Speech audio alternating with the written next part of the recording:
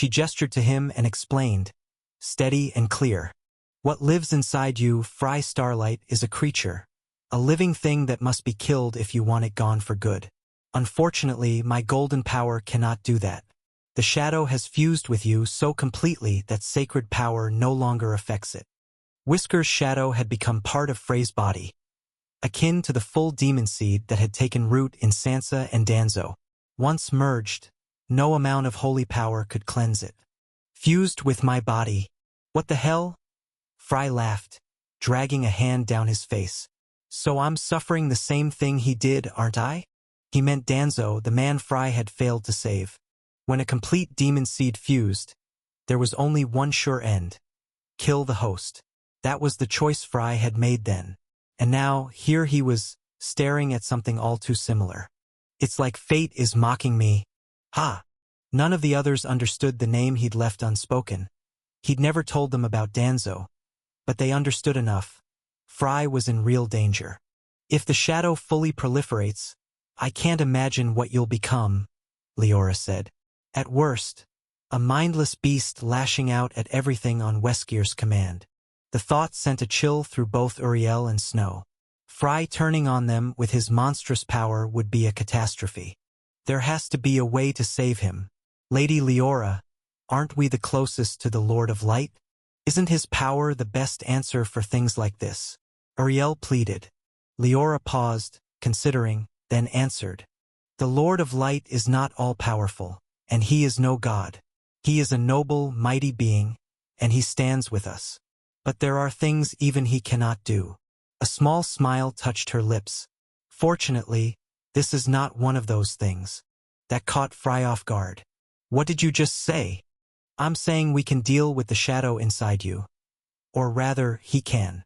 Leora lifted a finger and pointed at a particular someone. The person she pointed to was none other than Snow Lionheart. Huh? Me? Snow himself didn't grasp it at first. If SSS rank sacred power isn't enough, what could I possibly change with what I have? All of my holy power comes from Vermithor. Snow wasn't wrong, but something clicked for Fry when the saint indicated him. Fry knew what Snow was truly capable of. This might be possible.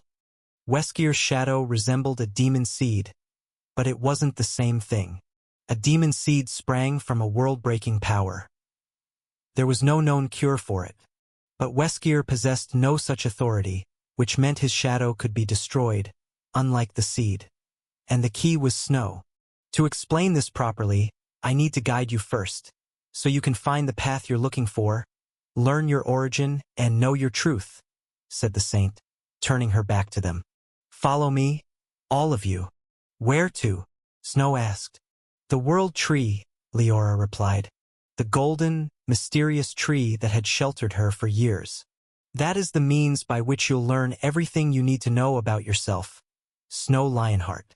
It will connect you to the one being who knows you completely. The same one who gave you that sword you wield. Understanding whom she meant, Snow whispered the name. The Lord of Light. Leora nodded. That's right. To save Fry Starlight and to show you the best path. The one that will draw out your true potential. You must learn the full truth of yourself and your origin. The only one who can lead you there is the Lord of Light. At that, Snow fell silent for a few heartbeats, parted his lips, then said nothing. He glanced toward Fry. Fry gave him a steady nod, urging him on. Is that even possible? Meeting the Lord of Light? Until now, the Lord of Light had been little more than a name. Snow couldn't believe he might meet him so simply. It's our duty as saints to support the hero, Leora assured him. I'll prepare the way. All you have to do is go with the current.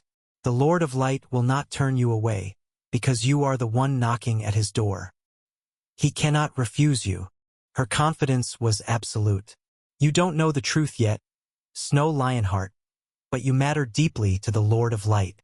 From the years I watched the world from the tree, I learned this. Even Khazis was only a forerunner to your coming, and yours alone. As the four of them made for the World Tree, Leora shared revelations about Snow Lionheart, revelations Snow struggled to accept.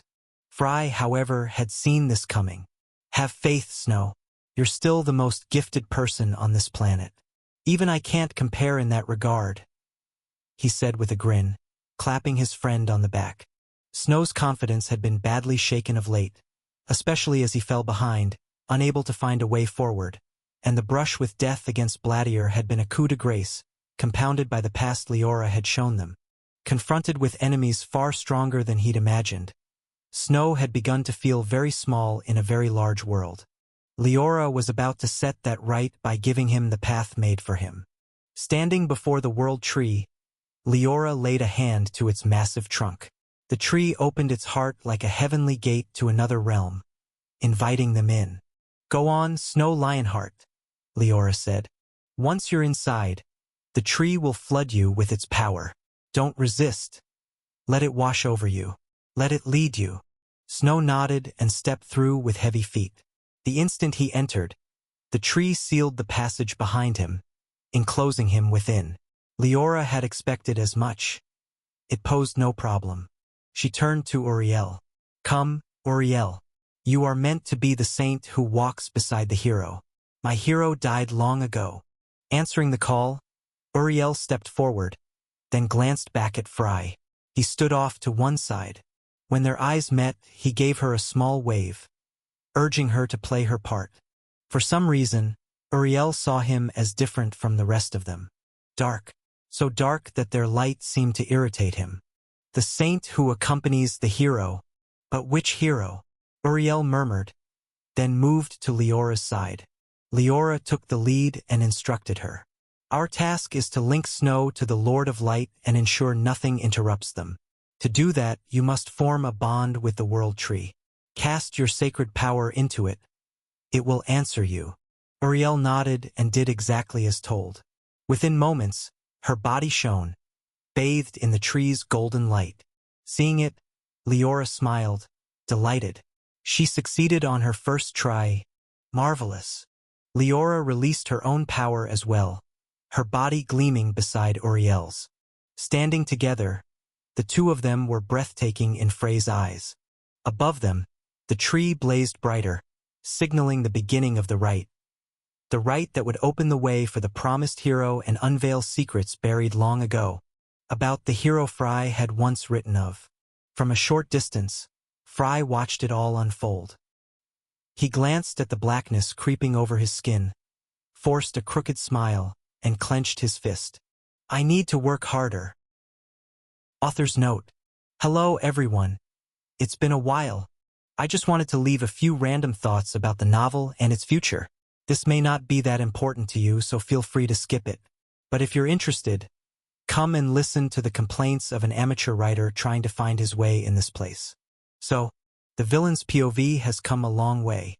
We've already passed 600 chapters. That's a huge number, guys.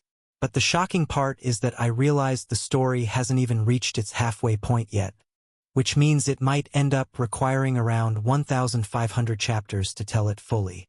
Lately, I've been wavering a lot between release schedules of 3 to 4 chapters a day, which I believe is higher than most authors here on Web Novel. Unfortunately, the novel's performance has been steadily declining. Naturally, there are several reasons for that. The biggest being that this is my very first novel, and I honestly don't think the early chapters were the best. To be honest, I truly love this story. That's why I keep writing so many chapters even as I watch it fall.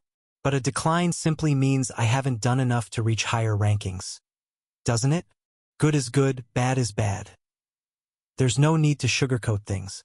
Of course, there are outside factors too, like piracy sites where the novel gains some popularity but brings me nothing in return. Still, even Shadow Slave is pirated much worse. So who am I to complain? In any case, because of everything I've mentioned, I've started leaning toward launching my next novel earlier than planned. A new story, fresh blood, new ideas. Of course, I won't abandon the villain's POV.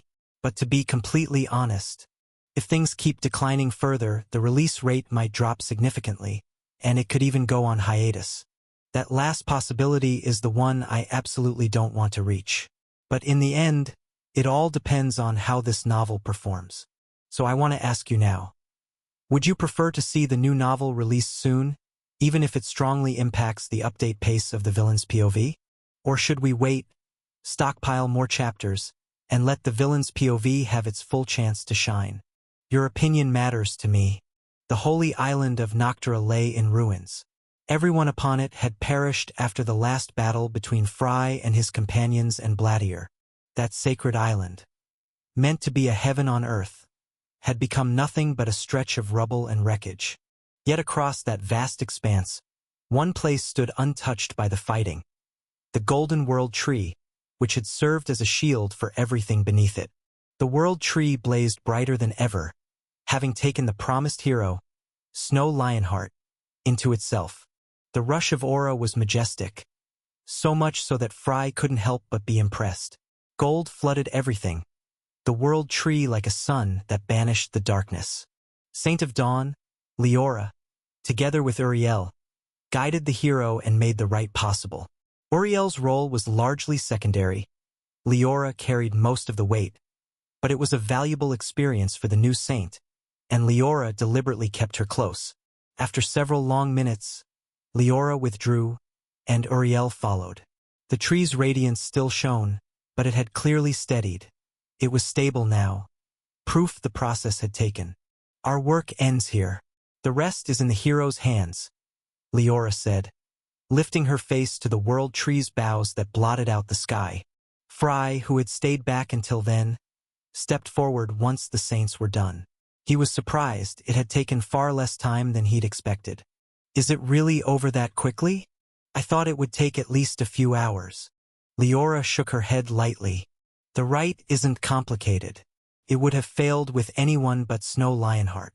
But because he is the chosen one, success was inevitable. The Lord of Light will never turn him away. He will always open the door for him. Turning once more toward the tree, Leora spoke with quiet gravity. He was destined from the start to surpass us all. Snow Lionheart may lack the confidence fitting his station, but once he grasps the full extent of his potential, he'll become something else entirely. Earlier, Snow had looked down on himself before Leora, chiding her for laying her responsibilities on him and the new generation. He saw himself as beneath her, but Leora knew part of the truth, and she knew that wasn't so. Whether he would realize that potential and break past his present state, or fail and keep falling, now depended entirely on him. There was nothing more the saint could do. As the three of them stood before the World Tree, Fry noticed something odd that had held his attention for a while. His senses, sharpened by an SSS-class aura, caught what others would miss. Saint Leora, forgive the question, but are those barriers your work? They weren't obvious. Few could have perceived them, but the area around them was encircled by a colossal ward that sealed it off from the world. An SSS-class barrier. At his question, Leora smiled faintly and nodded. Your senses are impressive, Fry Starlight. As you said, I'm shrouding this place from the outside world.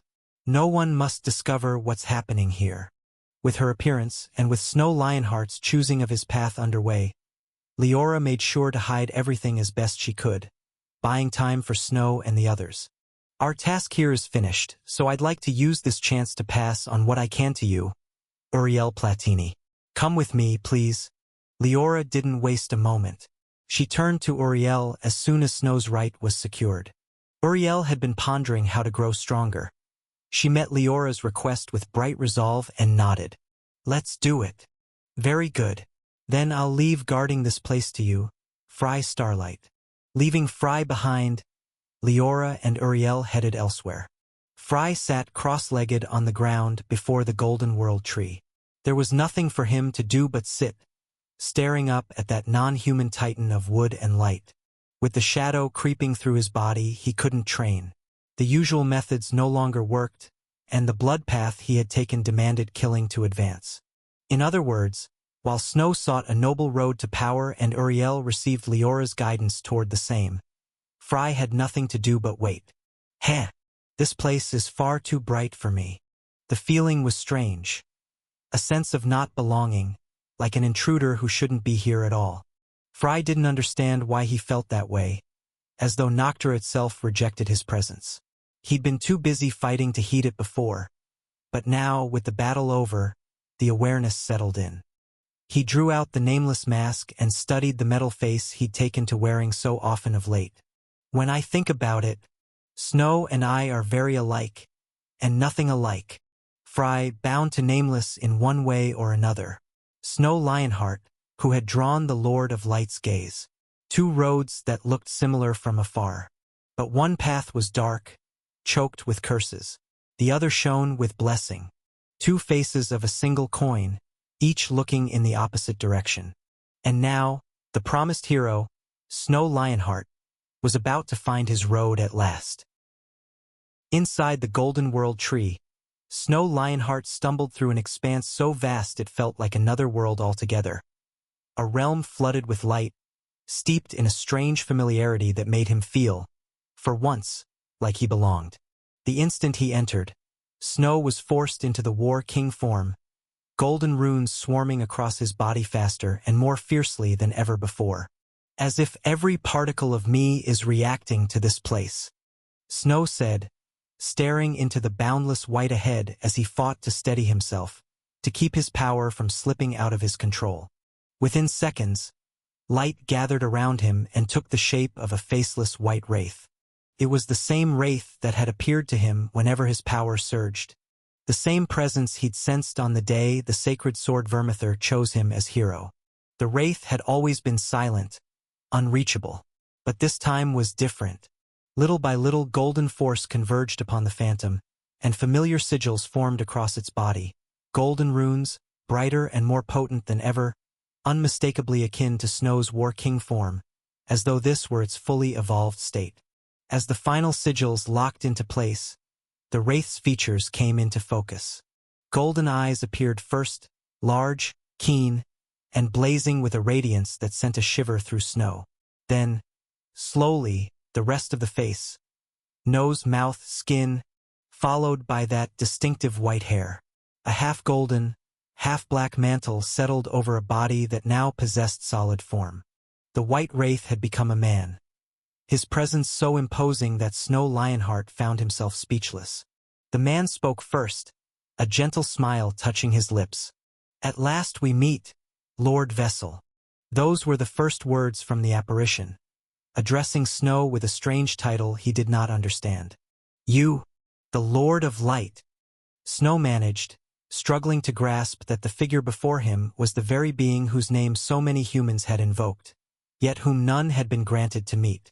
Snow had imagined many things about the Lord of Light. He'd never truly known what kind of entity he was. Now, standing face to face with him, Snow felt only confusion. It wasn't the man's overwhelming presence, nor the fact that he was the being many treated as a god, even though this was not, strictly speaking, his true body. What unsettled Snow most was the uncanny familiarity. A closeness, a sense of belonging to this man he had never met. "He called me Lord Vessel. But what does that mean? Who are you? What ties are there between us? You are the Lord of Light, aren't you?" The man took a step forward. "Lord of Light.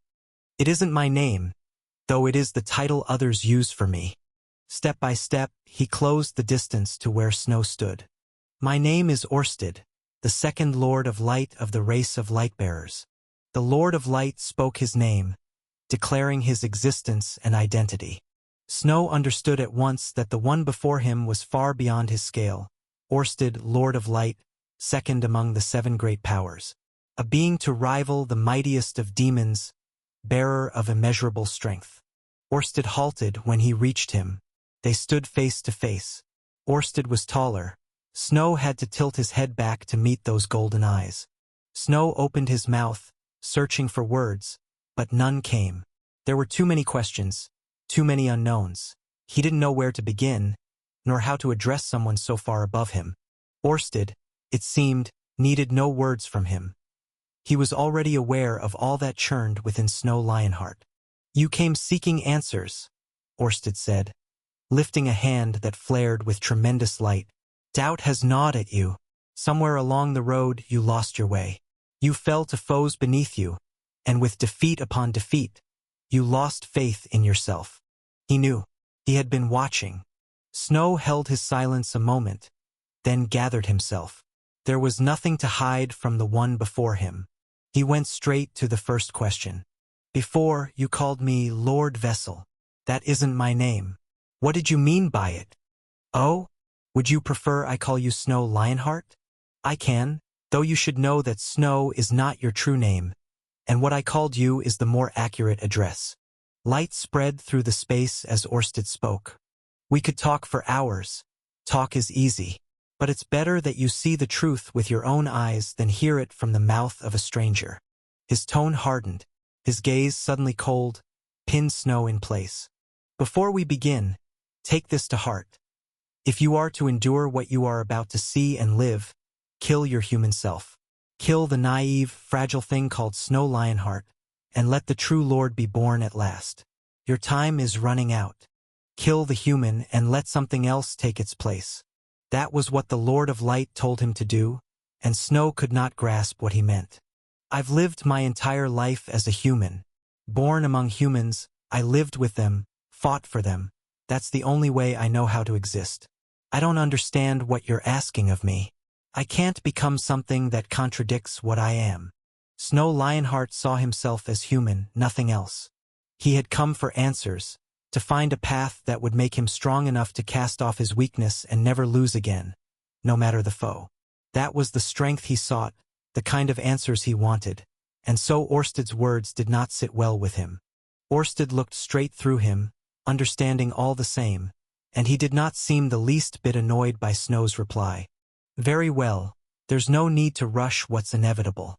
You're free to choose as you wish, but only after you learn the truth.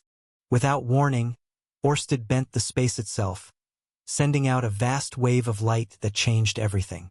Snow felt his consciousness hurled away beneath that power.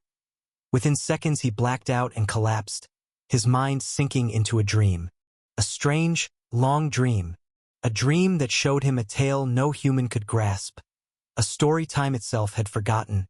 One that unfolded far from the earth where he'd lived his whole life. The story of the purest, most immaculate being in this world. A blessed entity destined to accomplish wonders. And so he did. The cosmos is immeasurably vast, full of secrets and stories without end. Too many for any one mind to comprehend. But among the corners of the universe, at one of its brightest, most radiant points, there was a colossal world that shone like a sun, lighting the space around it. They called it Dusk Reach. Its inhabitants were the purest of all creatures, a great race known as the Lightbearers. They were a beacon holding the world back from the horrors of the dark. The Lightbearers had existed for an age beyond memory, counted among the 5 greatest races in all creation, and most of the universe knew of them. They were the demons' natural opposite. As that foul race brought death and ruin, the Lightbearers brought blessing and life. The Lightbearers were always first to take the field against the demons. Conflict between the two was inevitable, for each was the other's natural foe. Among the Lightbearers stood champions so great each could have penned a legend of their own. They were the ones who bore the burden of the war and won their people glory. Those champions were given a single title, the Vessels. They were vessels of light who wielded a different strain of sacred power. Unlike the power used by other Lightbearers or even by the saints, their power was meant not to mend but to destroy. A sublime, holy force whose sole purpose was to purify demons, to unmake them. Then, one day, the Lightbearers witnessed a phenomenon unseen in all their history. An event without equal, a turning point that changed their fate and the fates of hundreds of other races besides. On that day, a new vessel was born. One stronger than any who had come before, purer than all the rest, perfect. So perfect he was deemed the summit of his kind, their purest and mightiest, a noble existence the like of which had never been born, and would never be born again. On the day of his birth, the heavens shone in a different light, and a presence descended. A being whose mere existence was said to rival the sun itself. It came to bless and to witness the birth of that newest vessel, the purest of them all. All the Lightbearers, and every vessel among them, gathered to behold it. It was an event so great that the Great One of the Lightbearers descended in person. The Great Ones are beings beyond understanding. Each race has its own, and many go tens of thousands of years without even knowing theirs exists. But the great one of the light-bearers was different. Close to his people, he dealt with them directly. His name was Sun Presence, said to be the very sun that lit dusk reach, the source of all sacred power. That August being descended to bless a newborn child and bestowed a name upon him. His name, the Presence declared, is Pure Vessel. He would become the first Lord of Light, once ranked first among the 7 great powers, a being whose era marked the Lightbearer's golden age. This was the beginning of the tale of the king who never was. On Duskreach's zenith, beneath the gaze of Sun Presence himself, the purest and most powerful of all vessels was born. Pure Vessel was no ordinary light-bearer. From birth he was destined for greatness. He came into the world not only with the light that could annihilate demons, but also with the light soul, the ultimate weapon against the dark. It was a boundary-shattering power, capable of unleashing ruinous, destructive force. Because of it, Pure Vessel grew with breathtaking speed into the champion his people had hoped for. He was set apart, isolated from everyone so he could focus solely on training and strength. Day after day he endured brutal regimens. From countless martial disciplines to bodies of iron drills no one else could survive. His program was anything but normal. The commanders of the vessels pressed him on purpose to learn his limits. Each time he completed their trials, they brought him harsher ones, tasks that would break any other vessel. None could keep pace. All collapsed halfway through. Amazingly, Pure Vessel bore them all and finished each one flawlessly, no matter the difficulty. He mastered everything set before him, so completely that he learned to invoke his domain at a very young age. The domain was the Lightbearer's strongest weapon, what Snow Leonheart calls the War King's form, but the true domain is far stronger. Snow's form is only a spark by comparison. The golden runes that manifest with the domain grant Lightbearers unprecedented might, multiplying what they can output many times over. In Pure Vessel's case, the domain returned even more than it did for the rest of his kind. Thus he forged his strength and began to make a name for himself. But the road was desolate, steeped in loneliness, shaping the quiet nature that kept him distant from his peers. Other vessels tried to approach him at first, but after being crushed by his overwhelming talent, a gulf opened between them. Rather than draw near and try to understand him, they treated him like something sacred, living in a world apart. The gap was vast. Anyone who tried to get close was forced to face how small they were beside the purest, mightiest vessel. Such was the solitude that came with overwhelming power, and it marked Pure Vessel's earliest days. That solitude forged his singular temperament, but it did not last. Yes, he was treated differently, and most lacked the nerve to approach him. But not all. Among them another vessel appeared. He was neither noble nor beautiful like Pure Vessel.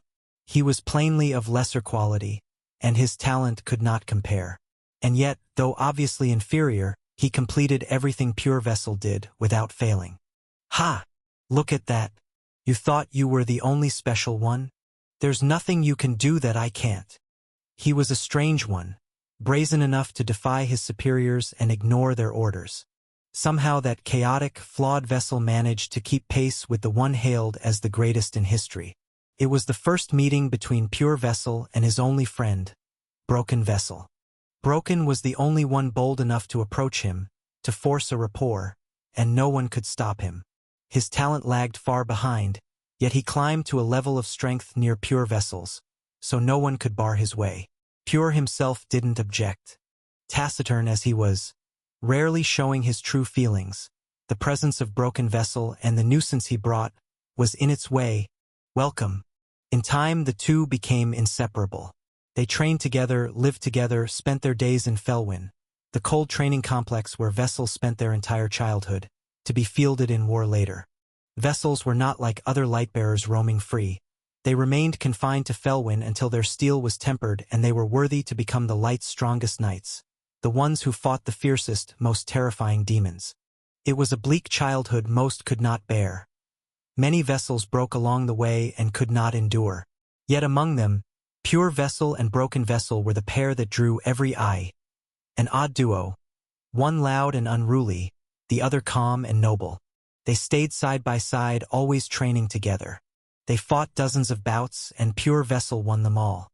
Broken never once defeated him, and he would cause a ruckus every time he lost. "Another match!"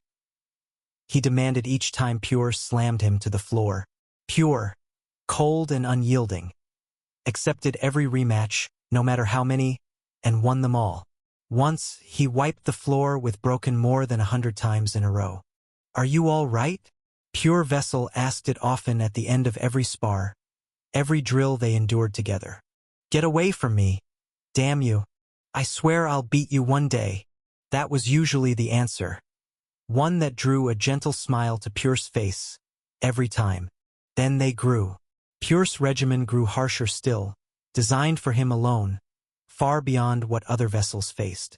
Broken Vessel was the only one reckless enough to try to follow it with him. At first, his only friend could keep pace. But as time passed, the distance between them widened, and Broken began to struggle beneath that hellish training. While Broken was gasping, collapsed on the ground, unable even to catch his breath, Pure would often sit beside him and wait for him to rise again. Pure never spoke about himself. He would simply fall quiet and listen to Broken's rambling. Yet he seemed to accept and be grateful for the presence of that noisy nuisance in his life. "Are you all right?" Those words were heard again and again, because Pure had always asked Broken that question. At first, Broken took it for pity, or even mockery, and over time that seeded a sour resentment in his heart, especially once he could no longer keep pace. Inside the bleak training complex of Felwyn, the world seemed to begin and end within its walls. In the beginning, Broken didn't understand Pure at all. He stuck to him purely out of rivalry. He wanted to prove that a broken vessel, the lesser, the defective, could do everything that noble being, the one everyone fussed over, could do. Later, as their friendship deepened, Broken began to grasp what Pure truly was. It happened on a day he challenged him again, only this time the battle was different. The gap between them had widened. Broken could barely keep up. He snapped, fighting in despair to defeat him, and the duel became a fight to the death. As their blades crashed and their light scorched everything around them, Broken hit the lowest point of his life, throwing everything he had into the struggle. "I tried too. I know I was born beneath you, but I kept trying and trying, yet my light stayed dim and paltry beside yours." With every clash, his true feelings broke the surface. "I tried to reach you, to understand you. For that alone I worked hundreds of times harder than the other vessels, just to prove to the whole world, and to you, that even a lowly vessel like me can reach that realm, that world nobles like you live in. But what did I get for all that effort, for all that pain? No matter how I tried, I was only chasing your back from afar, and at some point even your back vanished from sight. You soared away, leaving me down here in the abyss." Boom! When the fight reached its end, Broken hadn't even managed to touch Pure. "Tell me, Pure Vessel, did my existence mean anything? Did my effort, my struggle, ever reach you? Did you care at all? Tell me. I couldn't understand you no matter how hard I tried." He shouted with everything in him, but no answer came. In the end, Broken fell onto his back, spent and powerless, and waited for Pure to deliver the last blow and finish him. He was the one who'd made it a death match, after all. But the mercy shot never came. Instead, Pure Vessel came and sat beside him, and asked the same question he always had. "Are you all right?" The same hollow words, words that had always sounded like mockery.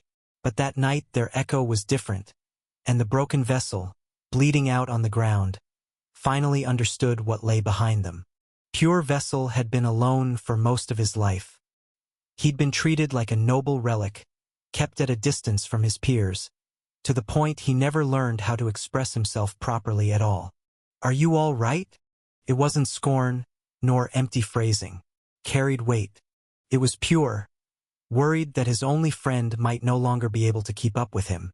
As if he were asking, "Can you keep going? Can you still run with me? Are you still there?" Yes, Pure Vessel cared. Broken's presence mattered in his life. That was what Broken had failed to see. "Just as I kept lifting my head to the sky, chasing your back, you kept turning your head, peering down into that abyss behind you, looking for me. At the start, climbing that long stairway of power, whenever Broken lifted his gaze, he saw his friend's back. And Pure, looking over his shoulder, would find him close behind. But eventually, as the gap widened, they could no longer see each other at all. And that was why Pure kept asking that question, which Broken had taken as an insult. He thought Pure was mocking him and all his struggle.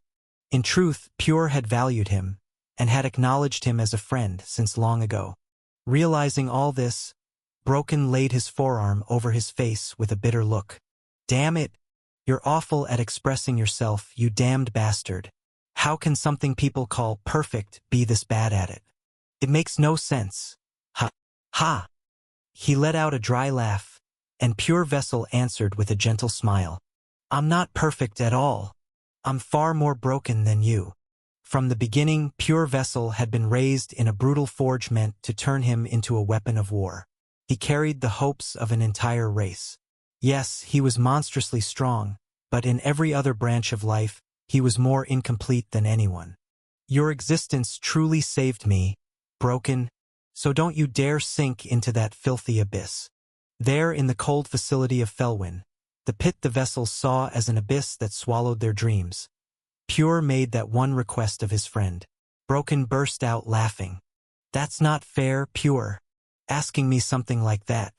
What Pure wanted was for him to keep chasing, to keep trying to match him. And to do that, Broken would have to work many times harder than he already had if he hoped to pursue the shadow of that monster with terrifying potential. Forcing himself upright, Broken stood again, drenched in blood, and stared up at Pure sitting above. Watch me, Pure. I won't just climb out of this abyss. I'll surpass you and fly farther than you ever will. I'm the broken vessel no one expects anything from, he shouted, then crumpled to the ground again. Pure simply nodded, wearing that calm, noble smile of his as always, the smile that had always infuriated Broken. Yet today, somehow it didn't. Pure Vessel was the vessel that carried the hopes of an entire race. Broken was the vessel that carried Pure's hopes. Strangely, the weight of one person's expectations was heavier than that of the Lightbearers as a whole. And so the days went by, one after another, and the two kept moving forward, together. The training grew hellish, but Broken endured to the end, chasing the phantom of his extraordinary friend. Then one day, as they sat slumped against a wall, Broken floated a wild idea. Listen, Pure, how about we run away from here? He asked it out of nowhere. Even Pure was taken aback. Run away. Pure had never once considered such a thing in his life. Escape from Felwyn's abyss, was that even possible? How would we escape? And where would we go? It sounded utterly unrealistic, but Broken had reached his limit.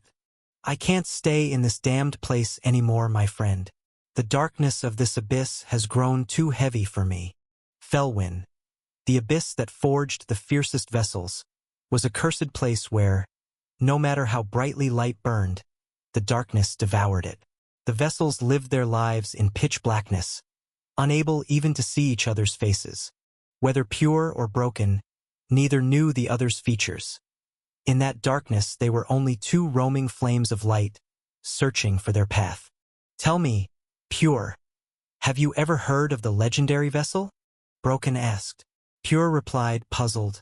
Legendary vessel? He didn't recognize the title. He'd spent most of his life in isolation. But Broken was different. The legendary vessel was a remarkable woman. They say her birth caused a stir much like yours, Pure. Many call her the strongest vessel in history. People piled hopes and expectations on her without end. But do you know what she did? She threw all of that in the trash and chose to do whatever she wanted. Can you believe it? She was the only one who dared try to escape Felwyn, the place that's supposed to be inescapable, and she did it. She cut down everyone who stood in her way and walked out of this darkness into the real world. She's out there now, doing as she pleases, to the point she even cast aside the name granted by Sun Presence and chose one for herself. Deep in Felwyn's shadows there had been a vessel who not only fled, but rebelled against everything, even her own name. She had defied the great Sun Presence himself. Hearing that impossible tale, Pure felt a strange thrum reverberate in his chest. He was moved in a way he hadn't expected. This woman, what's her name? Pure found himself wanting to hear the name she chose. Proof that she had seized her freedom and shattered her chains. Broken only shook his head. I don't know. Speaking her name is forbidden here. All we're allowed to call her is the legendary vessel, the only one who achieved what we believed impossible. Rising to his feet, Broken held out his hand to Pure. Let's get out of here and find her together, Pure. Then we can ask her name ourselves. We're strong. We've spent our whole lives training in this cursed place. Let's shatter our shackles and step into the world. My friend. He invited Pure, and for Pure, those words stirred a desire that had been suppressed deep inside for a very long time. Freedom. To be free of the chains of expectations others had laid upon him, and to do only what he wanted. It was pure selfishness that began to spread through Pure Vessel, kindled by his friend, the broken vessel. That kind of selfishness filled Pure with a quiet joy. He took his friend's hand. Let's do it. Together they set out to attempt what the legendary vessel had done, an undertaking that demanded making the impossible possible. It was the turning point that would shape, more than anything else, the pure vessel the world would come to know. In the distant past, the race of Lightbearers had long been a beacon steering the other races through the ages. Whenever the darkness swelled, their lighthouse cut a path through it. Of all the wars etched into history, none was more relentless than the eternal clash between Lightbearers and demons, two natures born to oppose one another. For beings such as these, war was inevitable. The Lightbearers fielded the vessels as their premier fighting force, while on the demon side the Hell Dukedom stood foremost. Names like Gale, the father of the Abyss, or Villainous, the first demon. The Dukedom's fiends were dreadful, and their atrocities beyond counting. Even so, the Lightbearers and the allied races had thus far managed to hold them at bay. Champions rose on either side, and the scales stayed level, no lasting advantage for either camp. That balance shattered when the unthinkable happened, when a phenomenon changed everything. In Duskreach, the Lightbearer's cradle, a majestic citadel hung high above the clouds, a marvel of architecture that defied belief. There, upon a throne, an old man traced over a stack of reports streaming in one after another. Before him stood two men whose mere presence loosed a terrifying pressure, an aura that seemed able to shake time and space. The old man remained unmoved by their power. All his focus was pinned to the pages in his hands. So the demons, a race scattered by nature, have at last united under a king? He said, scowling, and tossed a report aside. It's so absurd it's nearly laughable. His eyes flared with a deep violet as he finally looked up at the men. This was the oldest among the Lightbearers, a being who had lived for millennia and been crowned to lead his people. The Luminous King, one of the greatest Lightbearers in recorded history. How credible are these damned tidings you bring me? He asked. One of the two answered, almost certain. A strange demon unlike any we've seen has subdued the Hell Dukedom alone, proclaimed himself King of Demons, and formed a new order they call the Organization of the 72 High Demons. Demons had always been fractured. Unity lay against their nature. For the first time since history began, a single fiend had broken that rule and drawn the entire vile race beneath one banner. And if the demons were perhaps the strongest race of all, their unification was a true catastrophe. This so-called king you speak of, how strong is he? The Luminous King asked, curiosity edged with steel. Silence dragged between the vessels. They were the strongest serving him, and they had already crossed blades with this new king. They had seen with their own eyes what he could do.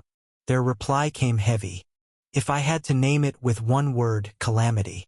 A base monster that must not be allowed to live, no matter the cost, said the first. I have fought demons for thousands of years, the second added. But I have never seen one butcher our troops like that.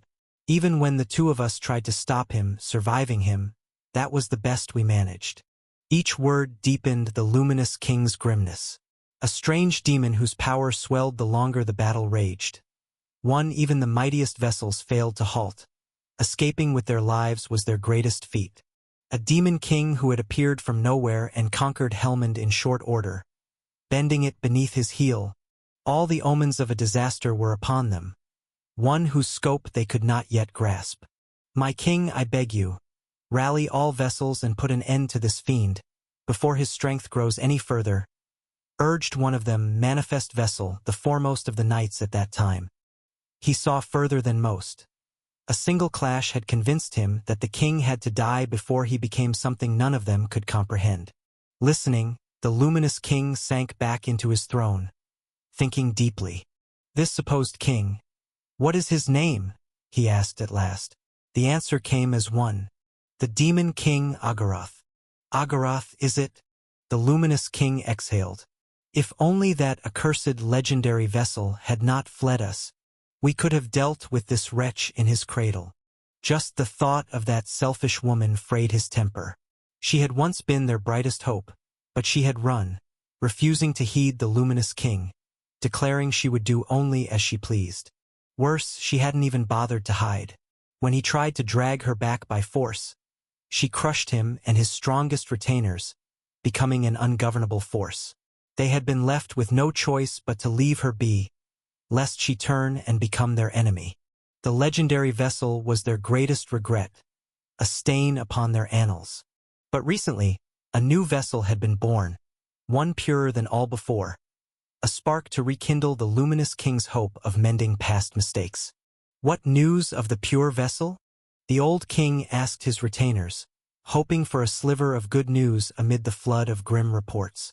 At the mention of pure, the knight's eyes brightened on instinct.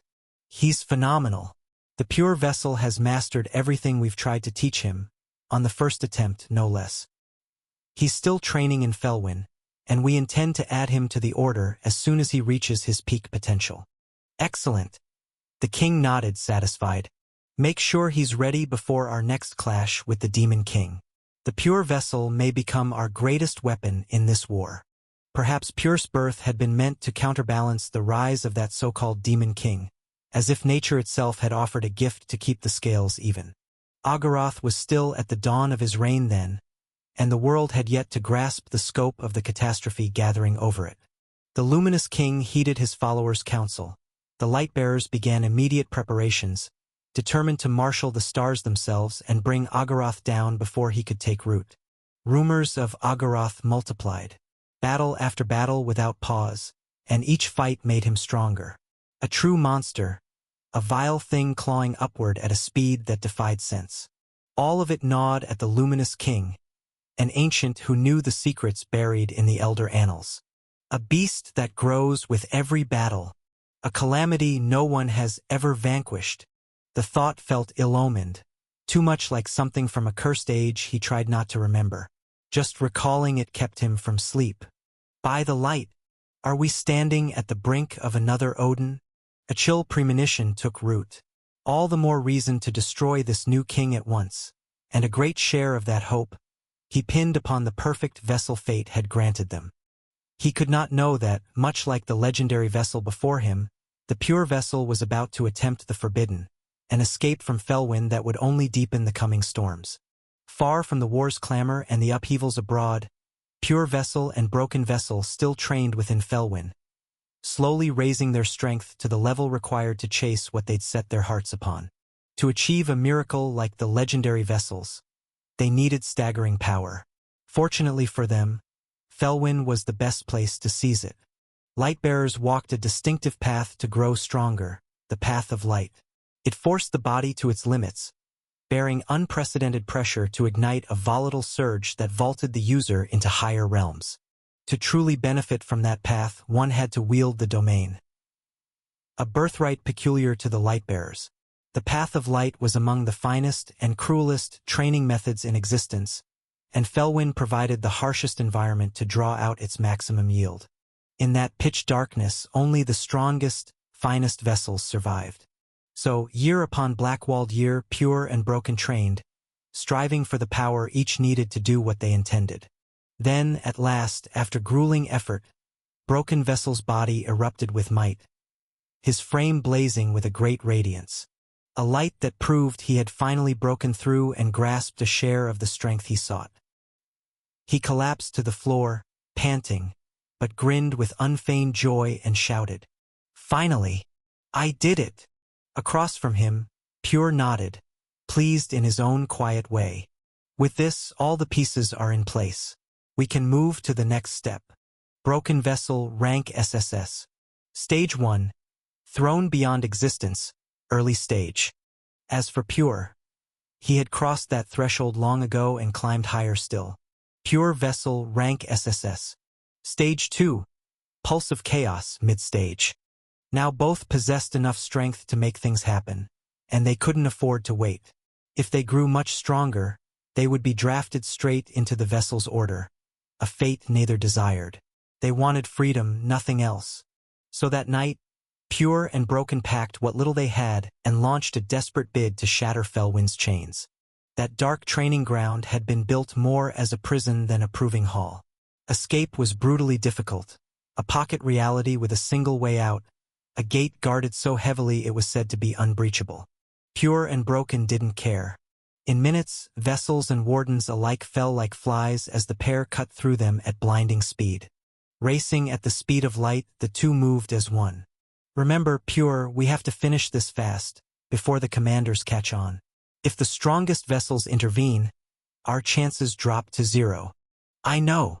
Resolved to do whatever it took, Pure vessel became a merciless engine of destruction that night.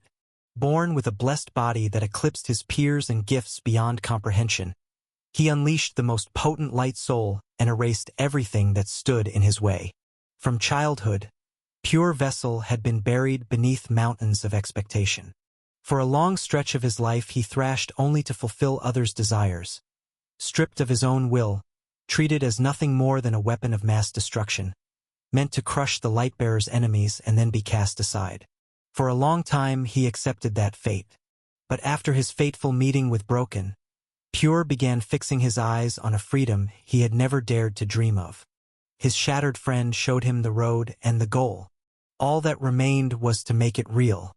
One after another the vessels fell, and in Felwin's depths, his radiance became a killing spark that crawled up from the abyss. Broken followed close behind, only to be stunned by what he witnessed. A single look at the terrifying way Pure fought told Broken that his friend had been holding back enormously whenever the two of them crossed blades. A flawless body, flawless control, flawless command of every martial art ever drilled into him. And on top of that, the devastating light soul aura that vaulted him higher still. Pure. I'm starting to understand why so many call you the greatest of the Lightbearers. It was talent from another world, and power that made the impossible possible. Pure and Broken didn't know whether fortune favored them or whether the turmoil outside had thinned Felwin's strength. But the strongest vessels were away, drawn to the demon's latest surge. The war had pulled most of the peak fighters to the front, leaving Felwin deprived of much of its usual might. Few elites remained, and against Pure and Broken, those few toppled in moments, unable to put up a real fight. It was only a matter of time before the pair reached the exit at last. The gate to the outer world, to the freedom both had craved. But before that gate stood the final obstacle they were bound to face. "This is..." Broken's expression darkened as recognition hit. "He's the one who runs this damned pit. I think they call him White Vessel. Be careful, Pure, he's strong. You don't need to tell me. His presence says enough." At the end of the path, the man who had spent his life as master of the abyss awaited them. "Turn back, Pure Vessel. What you're about to do betrays your entire race." White's voice was rough. The curse of darkness still held, so neither Pure nor Broken could make out his features. But even in that choking black, a vicious scar stood out on his face. White tried words first, though the killing intent pouring off him said he was ready to do it the hard way. "I have no intention of retreating," Pure said flatly, shaping a blade of light into his hand. "And no intention of talking. Arm yourself.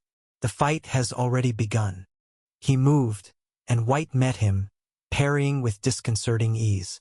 "Fool of a vessel! Do you not grasp what your people are suffering while you try to run from the duty on your shoulders?"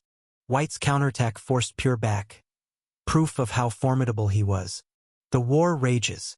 Our kin among the vessels die every day, holding the line, buying you time to grow strong enough to become the beacon that leads us. And you dare throw their sacrifice away. Furious, White crashed into him, and the two traded blows with absolute savagery.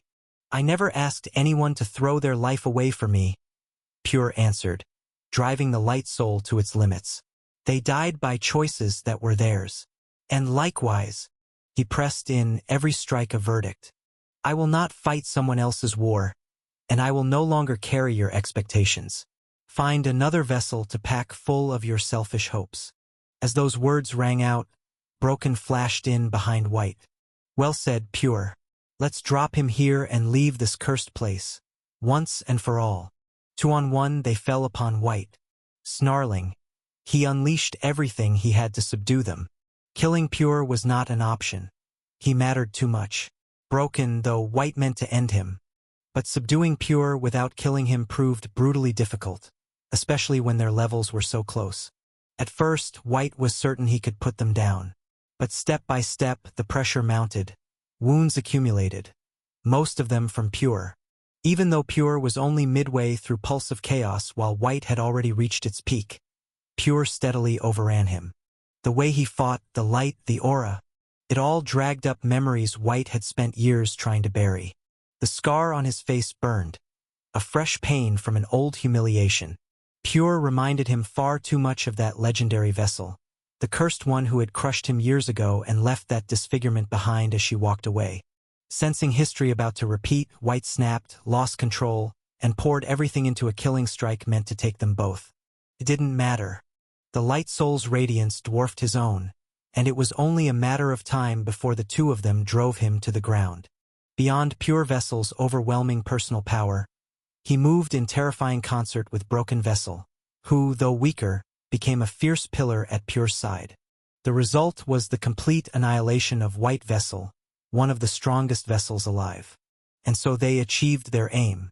Their feet crossed the abyssal gate at last, stepping into the real world and leaving Felwyn's darkness behind them. They had been so consumed by battle that they'd lost their grip on reality. What brought it rushing back was the sting of cold that bit into them the moment they stepped out. For long minutes they simply stood outside the gate, frozen in place, staring at the sight that awaited them. At first they could hardly see. Years in the dark had made them forget what other colors looked like. But after several heartbeats, eyes reddened, they found themselves drinking in the expanse before them. A blue sky, speckled with scattered moons and worlds. A land before them lush and green. Air that was clean and gentle. In the distance, they glimpsed a copse of resplendent golden trees, radiating a majestic pressure brimming with life. We did it, Broken said, taking a step forward, then hesitated, turning to Pure. Pure looked back, and both their eyes widened as they finally saw one another's faces for the first time. Both wore white hair. Both bodies were latticed with golden sigils. Pure Vessel's eyes were gold. Broken's were sharp and violet. Pure, clearly, was far more handsome, which made Broken burst out laughing. So that's what you look like, huh? Pure, you're nothing like the great warrior I pictured. Ha ha. Pure smiled as well, words failing him. Moments later, the two of them were sprinting across the new world they had entered. Their bodies were superhuman SSS class, and in a blink they devoured impossible distances. Carefully, skillfully, they hid their presence while they explored everything before them, utterly enthralled by what they saw. They wandered for days without a destination, keeping as far away as possible for fear of pursuit. The weather was cold. Snow fell now and then, tickling them as it drifted down. Sitting atop a high hill, they gazed up at the sky in silence until Broken smiled. What do you plan to do from here on, Pure? The question pulled Pure from his reverie. He hadn't thought about it at all, too lost in the world's beauty. I don't know, but for now, I think I'll just follow whatever I desire, Pure said with a simple smile. If he was hungry, he would eat. If tired, sleep. If he wanted to fight, he would fight. That's simple. Broken nodded, smiling back. Not a bad answer, but to live like that, I say we follow in the legendary vessel's footsteps. and start by choosing names for ourselves. He sounded excited. Pure looked puzzled. Names? I've never thought about that. Then think. Broken shot to his feet. They're essential. From now on, they'll define who we are. Seeing how fired up Broken was, Pure chuckled softly. So what name did you pick? Beaming, Broken turned toward him. From this moment on, I'm not Broken Vessel. I am Orsted, the great warrior whose name will be carved into the minds of every living being in this world. Broken Vessel shouted it to the heavens, announcing himself to all creation. Watching him, Pure found himself admiring the way his friend had chosen to live, and understood why the legendary vessel had made that her first act as well. Orsted, is it? Quite the name, Pure said. Awesome, right? Now your turn. What did you choose, Pure? Haha, I haven't chosen anything, Pure admitted with a light laugh. I never thought about it. Orsted scowled. What the hell? How are you going to claim your freedom while clinging to your old name? He sighed. With your cold personality, I doubt you'll come up with anything good. You're like the snow. Cold, flavorless. Sitting together on that hill as snow fell onto their heads, Orsted's words rang in Pure Vessel's ears, and he smiled faintly. In that case, from now on my name will be Snow. Ha! Orsted blinked. Snow's smile deepened. I'm the cold, flavorless fighter. Simple and straightforward, right? No flashy title, just Snow. That was the name Pure Vessel chose for himself. Snow. Another announcement. Everyone. I'm sorry for all the pointless rambling lately. I've been dumping my worries on you a lot, and that's kind of pathetic, isn't it? Haha. Anyway, here's the ridiculous thing I've realized. I'm ridiculously attached to my first novel, The Villain's POV. So attached it's almost pathetic.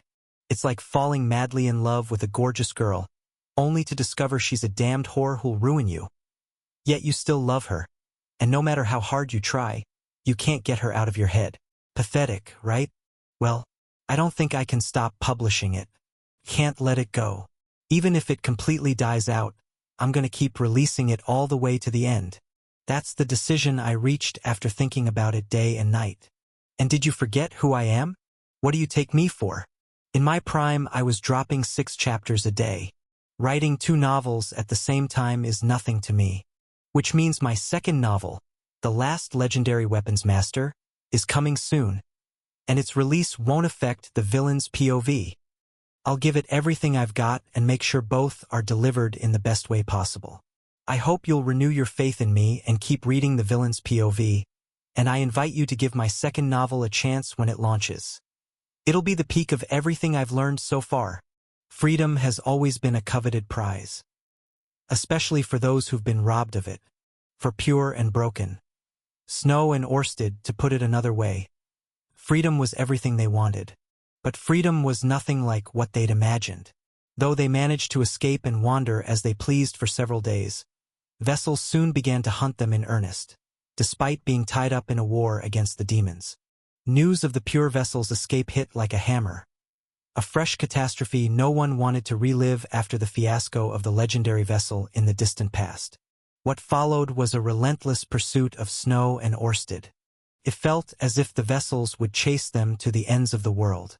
The escape was broadcast to every light-bearer on the planet, and suddenly the entire world seemed to stand against them. The chase dragged on. Snow and Orsted scraped out victories by the narrowest margins, but both were nearing their limits. The chaotic way of living, always on the run, always looking over their shoulders, grew more suffocating than their bleak training days in Felwyn. To be hunted without pause, to live in constant fear of being seized at any moment. They both knew that if the leading vessels, or the luminous king himself, joined the hunt, it would be over. It was bitterly absurd. 2 SSS-class monsters reduced to fugitives. On any other world, with power like theirs, they'd be treated like kings. No one would dare breathe too loudly in their presence. But on Duskreach, the Lightbearer's home, SSS was only the starting line. There were plenty of beasts strong enough to face and defeat Snow and Orsted. Alongside the Pantheon, the Lightbearers were among the mightiest races alive. This level of power was normal for them. Under that pressure, forced to live like criminals, sprinting from one ambush into another, Snow and Orsted hit their ceiling and found themselves following in the legendary vessel's footsteps once more. She had escaped long ago. No Lightbearer had been able to bring her to heel, and in the end they were forced to leave her be. Snow and Orsted realized she might be their only ally on Duskreach, a world that felt like a serpent coiled around their throats. So they began to search for her. At first they assumed it would be nearly impossible, imagining she was hiding somewhere remote and unfindable. The surprise was that the reality was the opposite. The legendary vessel hadn't bothered to hide at all, as Snow and Orsted learned when they mingled with other Lightbearers and gathered rumors. She had left her whereabouts in the open, and openly dared every Lightbearer to try. You want to drag me back and make me fight your stupid war for you? Fine. Beat me first if that's what you want. For years, the vessel commanders, and even the king, challenged her again and again to haul her back. Every time, she wiped the floor with them and sent them away humiliated. She was terrifyingly strong, wielding a destructive holy power that felt akin to the light soul aura the pure vessel possessed. She had taken her freedom by force. Hearing these stories, Snow and Orsted were only more certain the answer they were looking for lay in her hands. Without further delay, they headed for the place she was said to dwell. It was a far-flung region on the very edge of Duskreach, a desolate land abutting a valley whose waters ran between ranks of towering mountains. They called it the Valley of the End, because beyond it there was no more land. It looked grim and barren, but looks deceived. The deeper they went, the more they found dozens of golden trees, each radiating inexhaustible life force that let the valley bloom. In that rugged place, plants flourished. The ground was carpeted in green, turning it into a cradle of life despite its harsh facade. Snow and Orsted pressed on, awed, until a prickle of dread ran down their spines. They had forgotten, for a heartbeat, that they were trespassing on the ground of the very legendary vessel they had longed to meet. They hadn't expected to find her so quickly, and the meeting was nothing like they'd imagined. The great legendary vessel stood before them, and her stance was openly hostile, driving both of them a step back before they realized it. "It's been a while since vessels last dared to chase me," she said. "I thought I'd made myself clear. Perhaps letting you crawl away alive each time gave you the wrong idea. You think you can pester me whenever you please." She descended the slope toward them, drawing a slim sword that usually hung at her hip. She was slender, her figure almost unnaturally perfect. Her hair burned a fiery red, a rare sight among Lightbearers, whose hair was typically golden blonde or pure white. Her face hid behind a golden mask.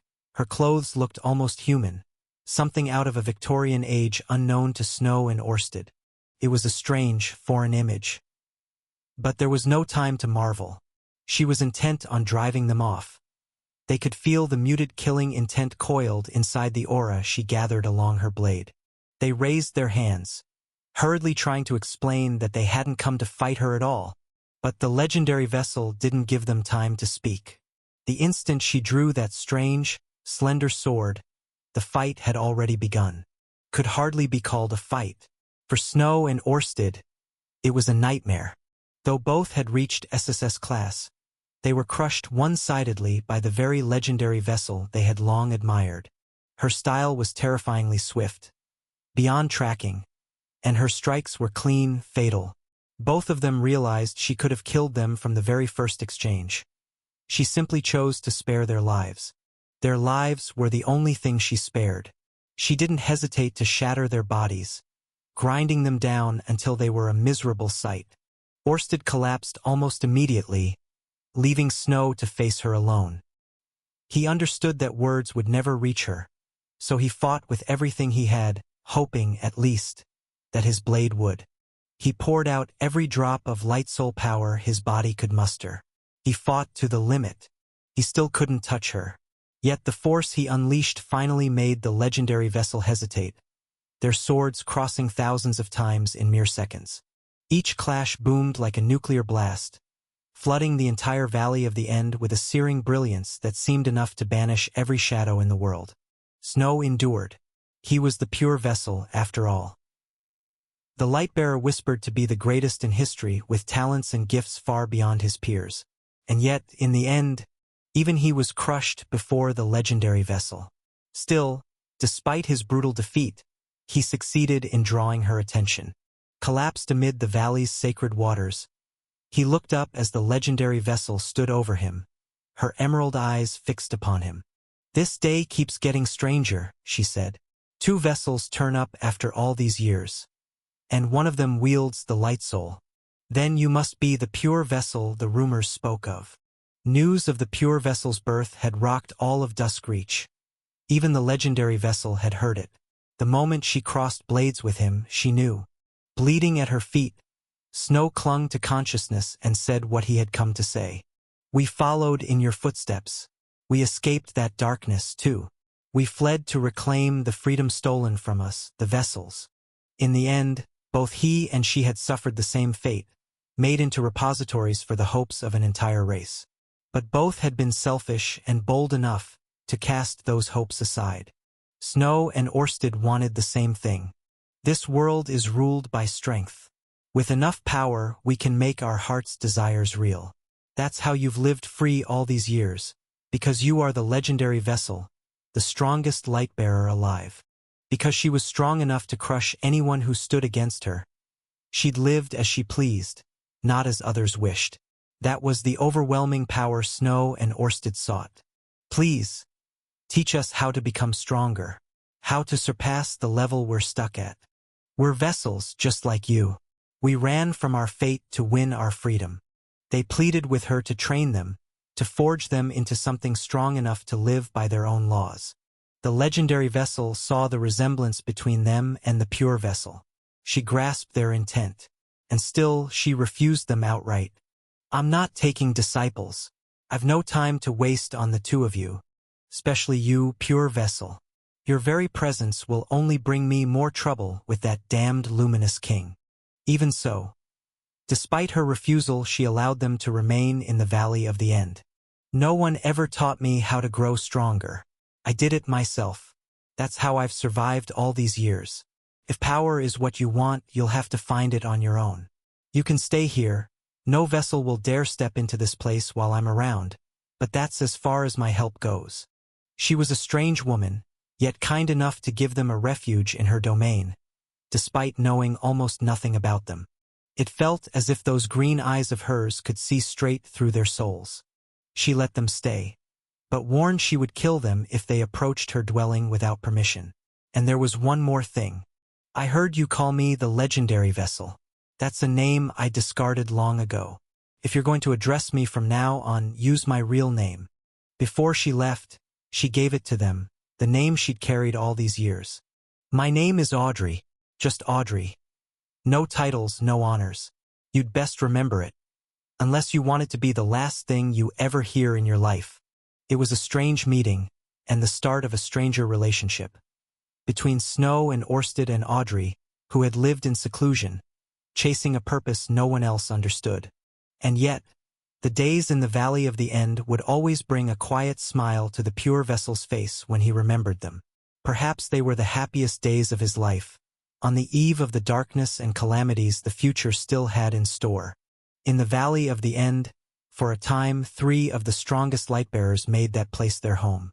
3 vessels who had cast off their given names and chosen to live by their own laws, leaving the burdens forced upon them behind. The legendary vessel, Audrey, as she called herself, was the lodestar for both Snow and Orsted. A woman who did as she pleased and possessed the strength to make it possible. To their eyes, she was dazzling. For a long while, Snow and Orsted dogged her steps everywhere, begging her to take them as disciples, and each time she refused. After beating the 2 of them black and blue, she seemed harsh, but that wasn't the truth of it. She let them remain in the Valley of the End, shielding them from the lightbearers who hunted them. She wouldn't teach them, yet the 3 still spent countless hours together, hunting, eating, talking about the world and its ages. Audrey, especially, was deeply informed. She told them about the great ones, the shapers of history, about the legend of Odin, and the first appearance of demons and lightbearers. Audrey was a riddle, and at first Snow and Orsted couldn't grasp what she was after. Now and then she would leave the valley for long stretches and then return out of nowhere. In those periods, Snow and Orsted trained day and night to grow strong enough to stand near her level. She never interfered, but watched from afar, her gaze lingering most on Snow. The pure vessel lived up to every rumor. A monstrous talent she had only ever seen once before in her life, the bearer of the light soul. The most destructive force a light-bearer could wield. If he matured properly, Audrey knew he would reach her, and perhaps even surpass her. He implored her again and again to become his teacher, but she refused each time. She had her own plans and no time to spend on Snow. They didn't know what her goal was. Until one day, during one of her absences, they slipped into the place where she spent most of her hours, searching for her secret. What they found stunned them. Piles of charts and scattered records everywhere. Notes on every corner of the vast cosmos and every race within it. Those records could not have been gathered overnight. Audrey had clearly spent years collecting them. It wasn't hard to see why. Her annotations made it plain. Audrey was searching for something, or rather, someone. She confirmed it later, once the three of them had grown closer. She didn't say much, only that he was important to her. More important than anything. The way she spoke made it sound like love. She said he existed somewhere out there in the wide universe, and she was certain of it. So she kept searching. How powerful must those feelings be, to spend a lifetime scouring the cosmos for a single person? Her aim seemed impossible. The world was too vast to be measured. But neither Snow nor Orsted dared belittle it. She was their inspiration and their savior. Thanks to her, they had escaped the Lightbearers and the vessel commanders. That alone was enough. And for Audrey, the two were the only companions she had ever truly made as a Lightbearer. In time, the three began to treat one another like family, and Snow and Orsted grew far stronger. Everything was as it should be. Perhaps those were the happiest days of the pure vessel's life. The days he lived under the name Snow. 2 years passed like that, long enough for Snow and Orsted to believe their hard-won freedom and quiet days might last. But on a bleak, starless night, life reminded them that no joy endures forever. In a valley that had held only 3 souls, a fourth appeared. A baleful presence, calamity from nowhere. Audrey was away that day. Only Snow and Orsted remained, training as always. They didn't sense him until the last instant, until he was standing right before them. One look into those crimson eyes, and both of them understood. Disaster had arrived. How unexpected! The demon's voice rang in their ears. I never imagined the vessels could be so careless as to leave the light soul bearer wandering alone. No escort, as if begging me to come and kill him myself. They braced to fight. Who are you? Snow shouted, forcing every shred of strength into his limbs beneath the pressure radiating from the newcomer. At first the figure wore a long black cloak. A moment later the cloak tore free, revealing a suit of crimson armor, and a strange weapon that seemed a sword one moment and a spear the next.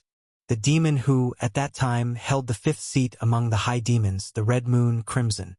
The Lightbearers offered me nothing but boredom. As for you, pure vessel, the one everyone sings about, I hope you can put on a better show. Crimson, the Red Moon, a damned demon who rose in step with the Demon King, Agaroth. A colossal monster with terrifying potential. He climbed the ranks of the 72 high demons faster than any before him. He was a walking catastrophe, and the battle became a waking nightmare. They say Crimson's laughter carried for leagues, and every clash between his great spear, the Kingslayer, and Snow's blade triggered natural disasters that reshaped the Valley of the End. Orsted backed his friend, but even together they were utterly overwhelmed. The fight was one-sided. As the brutal struggle wore on, Snow and Orsted took grievous wounds. Death drew near, especially for Orsted, far weaker than Snow. Desperation dragged the pure vessel back to his roots as he tried to wrench more power from the light soul within him. He managed a worthy fight, he even wounded Crimson, but the gap in raw power was far too great. The inevitable followed. Snow could scarcely protect himself, let alone Orsted. In a single pitch-black instant. One that blew Snow's eyes wide as Crimson's laughter thundered through the valley. Snow saw that dreadful spear, the Kingslayer, punch through Orsted's chest. His only friend. The one who had stood with him always. The strike was fatal, saturated with a kind of aura that unmade anything living. Orsted died in seconds, unable to speak a word. Lightbearer blood slid down the spear and splashed across Crimson, who bathed in it. Tick-tock, tick-tock, Orsted is on the clock. And you, pure vessel, appear to be nothing but talk. Crimson's mockery and Orsted's death shattered something inside Snow. With a raw, wounded howl, he hurled himself at Crimson again, fighting with everything he had. It was a bitter struggle, a desperate war of attrition. Light clashed with Crimson's shadow, deepening to a dark red. Auras surged skyward and collided like a flood. Miraculously, the pure vessel dragged out power beyond his stage. But the result did not change. Broken and bleeding, Snow hung limp. Crimson hoisted him by the throat with one hand. The demon had taken some damage, but his strange crimson armor had swallowed most of what Snow threw at him, leaving him in far better shape. Snow, by contrast, was a ruin. You gave a fine performance, pure vessel. I suppose you'd have done better given more time to grow. Crimson set the Kingslayer against Snow's neck, red eyes gleaming. This is the end. His hand twitched. The blade was a hair from severing Snow's throat, when time itself seemed to hitch. A sword sheathed in pure light crashed against the Kingslayer, arresting its advance. Crimson's eyes widened for a heartbeat before a newcomer's punch slammed into him and hurled him back. Audrey had returned. Drawn by the wrongness she felt in the valley, just in time to snatch Snow from death. Her green eyes swept the battlefield, searching for one face. It wasn't there. Orsted was gone, and his killer stood before her. Crimson touched his crimson cuirass. An indentation the shape of a fist marred the plate. She dented my armor with a single punch. A troublesome opponent, he muttered. Audrey glanced at her own hand. Shattered and bloody, bone showing. The instant her fist met that strange armor, a backlash had ripped through her knuckles. So, that was the armor's trick. A powerful demon, clad in a stubborn, reflective shell, and wielding a spear that could kill SSS-class fighters in a single blow. Orsted was dead. Snow would have followed, if not for her. All the way out here from your hole, are you, demon? Drawing a vast tide of sacred light around her blade, Audrey advanced. Golden sigils flared across her skin. The pressure she exuded was in no way beneath Crimson's. Steel met steel again. This aura, I'd say you've reached the 5th stage. Curse of immortality. Audrey measured him as their weapons sparked. Crimson blinked, surprised at the precision of her read. And if I have? Satisfied she was right, Audrey smiled as her body blazed. Light flooding the valley of the end and driving the darkness from the sky. It's only that I find it ridiculous. I reached the very peak of that stage long ago. Boom! Unleashing her full might, Audrey collided with Crimson in a thunderous clash that shook earth and sky alike, drawing lightbearers from afar as their duel wrought devastation. It was a battle on an entirely different plane, one usually seen only when one of the 7 great powers crosses blades with a member of the upper 10 demons. Audrey had the strength to outmatch most ranked at that level. True to the name she had been given long ago, the legendary vessel. She drove Crimson, the Red Moon, back and forced defeat upon him. But she could not kill him. The gap she opened through sheer power was bridged again and again by the demon's world-breaking abilities. Tricks that more than once threatened her life. By day's end, the Battle of the Valley of the End closed as Audrey's victory. Yet it tasted like a crushing loss. Crimson escaped alive. Orsted died. Snow was grievously wounded. Even Audrey herself did not walk away unscathed. Standing with Snow before Orsted's body, both understood he had already gone, leaving them behind. I'm sorry, Snow. If only I'd arrived a little earlier, Orsted would still be with us, Audrey said, a bitter line on her lips. Snow only shook his head. No. Orsted died because he was weak, and I would have died too. Because I'm weak. He faced his friend's body. If we'd had enough power, we could have averted this ourselves. All we can blame is our own weakness. Our own naivety. He had run with Orsted to seize freedom. But in the end, there was no escaping the pure vessel's fate. Even far from the front, the demons came hunting for him, for the light soul within. His selfish choice to flee hadn't only endangered himself, it had cost Orsted his life, simply because he fought beside the accursed pure vessel. Snow shouldered the whole weight of it, bloodshot eyes fixed on his friend's corpse, rage and guilt vying inside him. Even when he tried to sidestep the war, the demons knocked on his door. And this had been only the fifth seat. As long as he bore the light soul, he was destined to collide with them again. Audrey bore her share of blame as well. She couldn't help recalling the countless times Orsted had asked her to take them as disciples. If she'd trained them, perhaps they would have gained enough strength to survive. She hadn't. And when disaster struck, she arrived late and barely saved one of them. Snow and Audrey both carried the guilt, each in their own way. She had never expected to care for those two. Yet standing over Orsted's body, she realized he had meant far more to her than she'd ever admitted. After a long silence, Audrey smiled, pained and soft. This place will feel so empty without him. It's just the two of us now. Only the legendary vessel and the pure vessel remained. For the first time, Audrey truly considered setting her goal aside and taking Snow as her disciple to make him stronger. But he startled her with his decision. I'm going back to the vessels. He had already chosen to return to that dark abyss. If he hadn't run, if he had fulfilled his duty as the pure vessel, none of this would have happened. The broken vessel would still be alive. I won't live as Snow any longer. From now on I wage war against the demons. As the pure vessel people have always looked to. Crimson's incursion had already drawn many lightbearers to the valley, and the pure vessel used the moment to return with them. He thanked Audrey, wished her success in finding the one she had searched for, and thanked her for the days she had given him and Orsted in her valley. A short season of life. But they savored every moment. As Snow turned to leave, Audrey lifted a hand for an instant, as if to stop him, then let it fall, remembering the one she sought. For some reason, Snow resembled him in that moment, and she had to choose. Audrey chose the past over the present, clinging to her original purpose, and let Snow go. It would become, perhaps, her greatest regret, for none of them knew then that Crimson's appearance among them was only the first tremor, that the war had only just begun. Thus the three parted, each stepping into a new branch of their tale, while Orsted's story ended there with nothing left to write. After a thunderous battle and the emergence of a terrifyingly strong demon upon the land of the Lightbearers, it ended with the pure vessel losing the friend dearest to his heart. Orsted died, and with him something inside Pure died as well. Crimson, the Red Moon, was only the fifth seat at that time, yet even so he wrought ruin and devastation beyond measure. Seeing the power of that young demon made the pure vessel realize how naive he had been to think the Lightbearers and the vessels were the only ones who could threaten his freedom.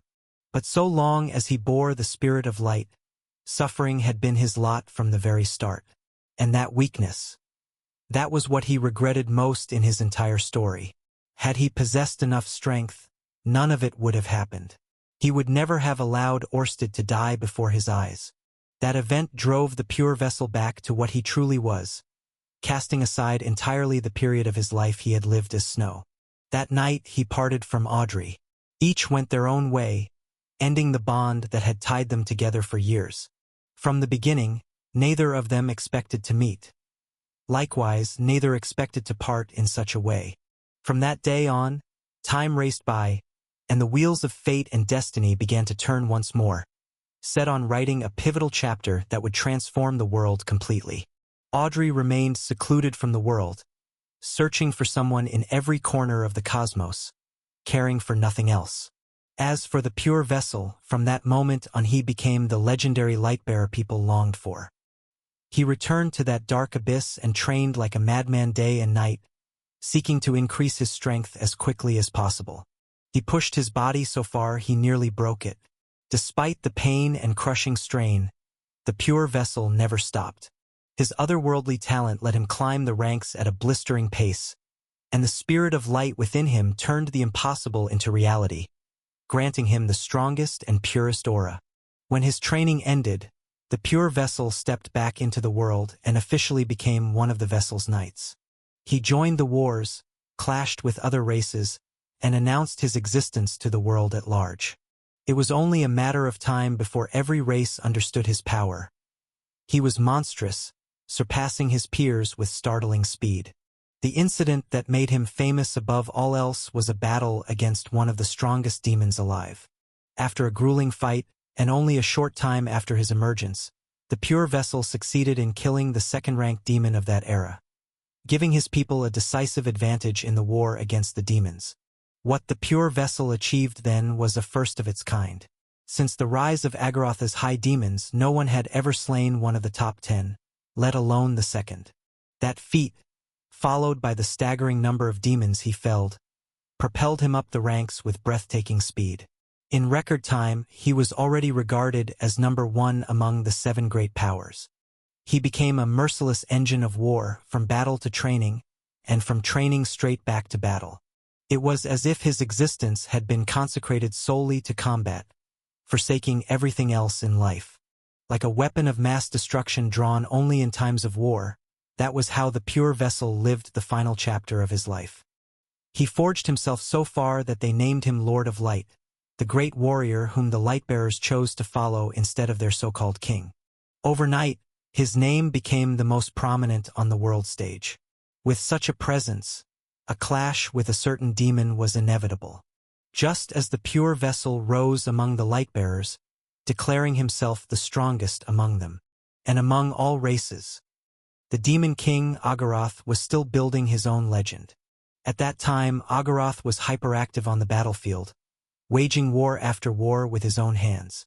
The demon king was like a one-man army, starting wars and ending them himself, and bringing death to countless great warriors. His latest massacre was what he did to the Pantheon race, and to number 2 of the 7 great powers of that era, Midir. It was said that Agaroth and Crimson alone fought the entire Pantheon with Midir at its head, and emerged victorious, after slaughtering a terrifying number of dragons, then deemed the strongest of all. That catastrophe echoed across the world. The fall of the Pantheon marked the beginning of the end for every other race. Only the Lightbearers remained on the stage of that age. Agaroth rose into an existence that threatened whole races with extinction, and the Lightbearers failed to kill him before it came to that, making his confrontation with the pure vessel only a matter of time. The strongest and purest Lightbearer, number 1 of the 7 great powers, versus the vilest demon since the dawn of existence, the demon king Agaroth. Everyone knew that battle would change everything. The days flew by, and the countdown had already begun.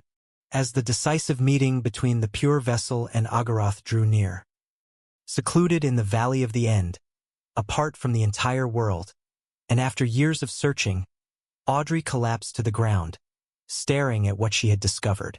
After roaming the vast cosmos tirelessly, doing nothing but searching for a single person, a goal that seemed wholly impossible, for Audrey did not know what he looked like, or even his features or his race. She kept searching nonetheless, certain she would find him in the end. And that is exactly what happened. While the world prepared to witness the battle between the pure vessel and Agaroth, Audrey, at last, found a clue that would lead her to the one she had spent her entire life seeking. Gathering her things, ready to depart and find him, to put an end to all those bitter years of searching, Audrey was stunned that night when the pure vessel appeared before her in the Valley of the End, for the first time since their parting after Orsted's death. His timing was strange, almost as if fate were mocking them. With a single look, Audrey realized the pure vessel was no longer the one she'd known. His very presence, his aura, told her the man before her had become a warrior whose strength now surpassed her own. That day, Audrey and the pure vessel talked, sitting quietly together just as they had when Orsted was still around. They spoke for a long time about many things, most of the talking coming from the pure vessel as he recounted what he had done in recent years, how he had become Lord of Light and was ranked first among the 7 great powers. Compared to all he had achieved, Audrey had done nothing but continue searching for a single person. She had little to add, until she finally told him she had found a lead at last. A thread that would guide her to him. A thread that would end a search that had lasted for centuries. When the pure vessel heard that, he congratulated her, genuinely happy for her. That pure part of him had never changed. But there was a tremor of hesitation, of regret, beneath his voice, and it made Audrey certain something was wrong. After they spoke a while longer, silence fell, until the pure vessel revealed the real reason he had come. He told Audrey he was about to face the Demon King, to fight the war that would most likely be his last. I'm about to fight the Demon King, Agaroth. The existence that makes the world tremble as we speak. The Demon King was a calamity on an entirely different scale. To be honest, he said, half smiling, I feel as if that demon is my opposite, like I was born for this moment, to fight him. The strongest pure vessel in the history of the Lightbearers and Agaroth, the vilest demon of all ages. The two seemed fated mirrors, and their clash had always been a matter of time. Truthfully, I feel as if fate is hurting me toward this battle, and I have a bad feeling about it. I don't think I'll fare well there, Audrey. I'm confident in the strength I've built over these long years. I've trained day and night, slain millions of demons, and reached the peak of my power. He knew his body's limits better than anyone, the purest, most perfect vessel. He could not possess power beyond what he already held. And yet he couldn't shake the dark premonition curling in his chest. That, more than anything, was what had driven him to Audrey, whether he realized it or not. In this war, in this confrontation, will you help me, Audrey? Seeking her aid, the pure vessel placed Audrey before a decisive choice. To help one of her own kind, one closest to her, or to set out and finally find the person she had searched for all these years. Both moments had arrived together, as if someone were pulling the strings to force her hand. Audrey's answer would change everything. On the eve of the most decisive battle in the history of the Lightbearers and the demons, the pure vessel visited Audrey in the Valley of the End. Many years had passed since their last meeting, but they were beings who lived for a very long time. The passage of years left little mark on them. Their conversation flowed as easily as if only a few days had gone by since they had lived together with Orsted, who had left them long ago. That day, the great pure vessel revealed his weakness to the only person he had ever been able to open his heart to. I feel as if fate itself is steering me toward that battle. I don't think I'll prevail there, Audrey.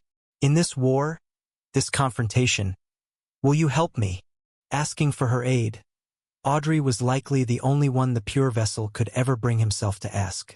Perhaps it was one of the cracks that had formed after years of feigning perfection before the Lightbearers and the other vessels.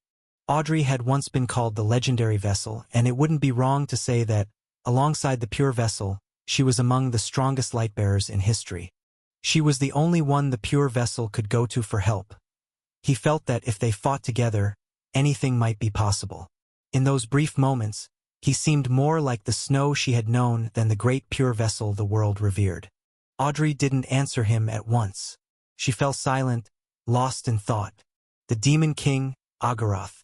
She had never crossed blades with him, and she knew little of his true strength, but the rumors and tales about him were terrifying. Without a doubt, he was a dreadful being standing at the summit of power.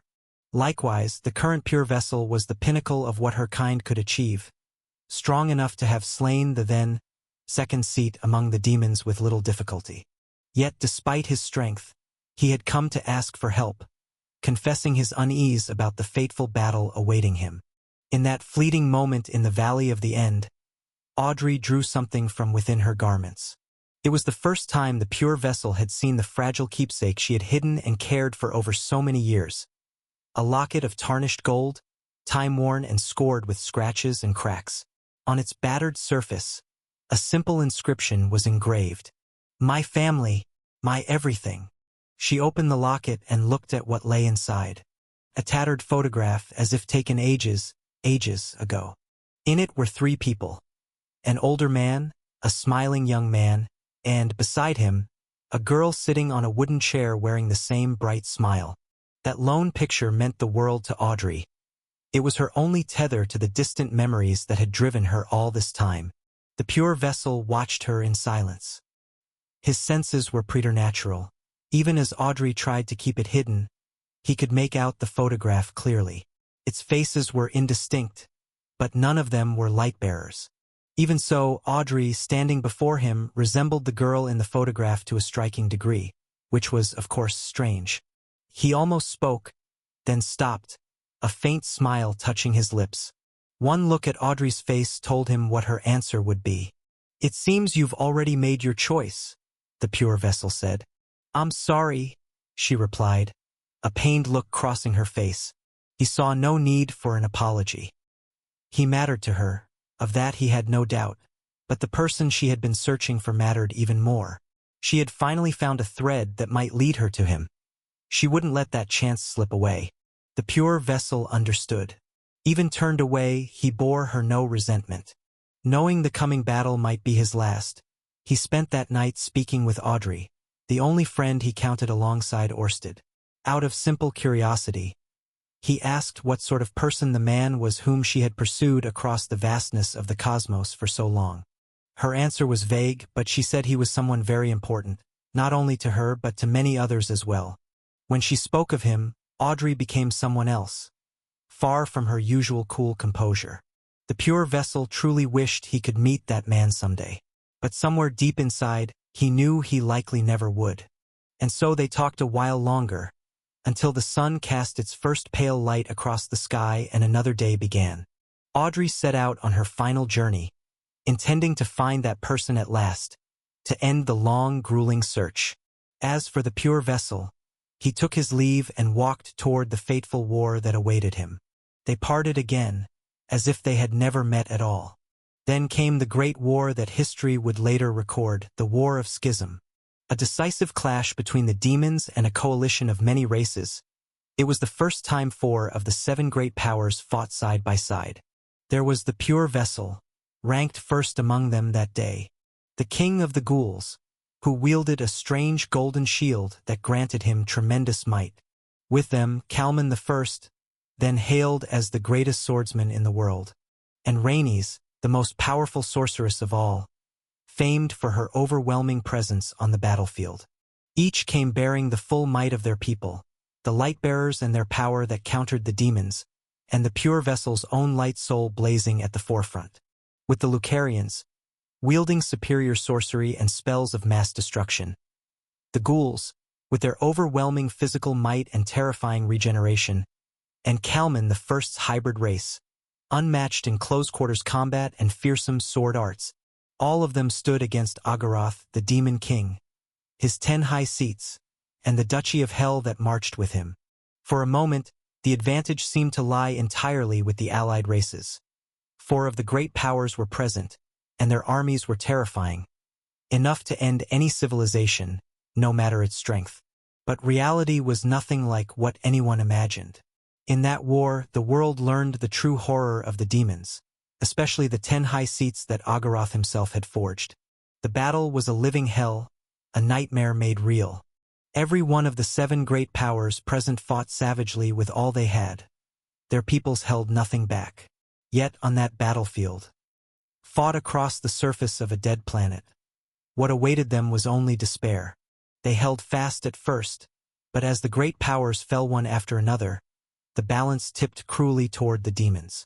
The Ghoul King was subdued and defeated after falling prey to the tricks of a vile demon called Weskir. Rhaenys suffered a bitter loss when she found herself opposed by a demoness who wielded shadow along with a witch whose skills rivaled her own.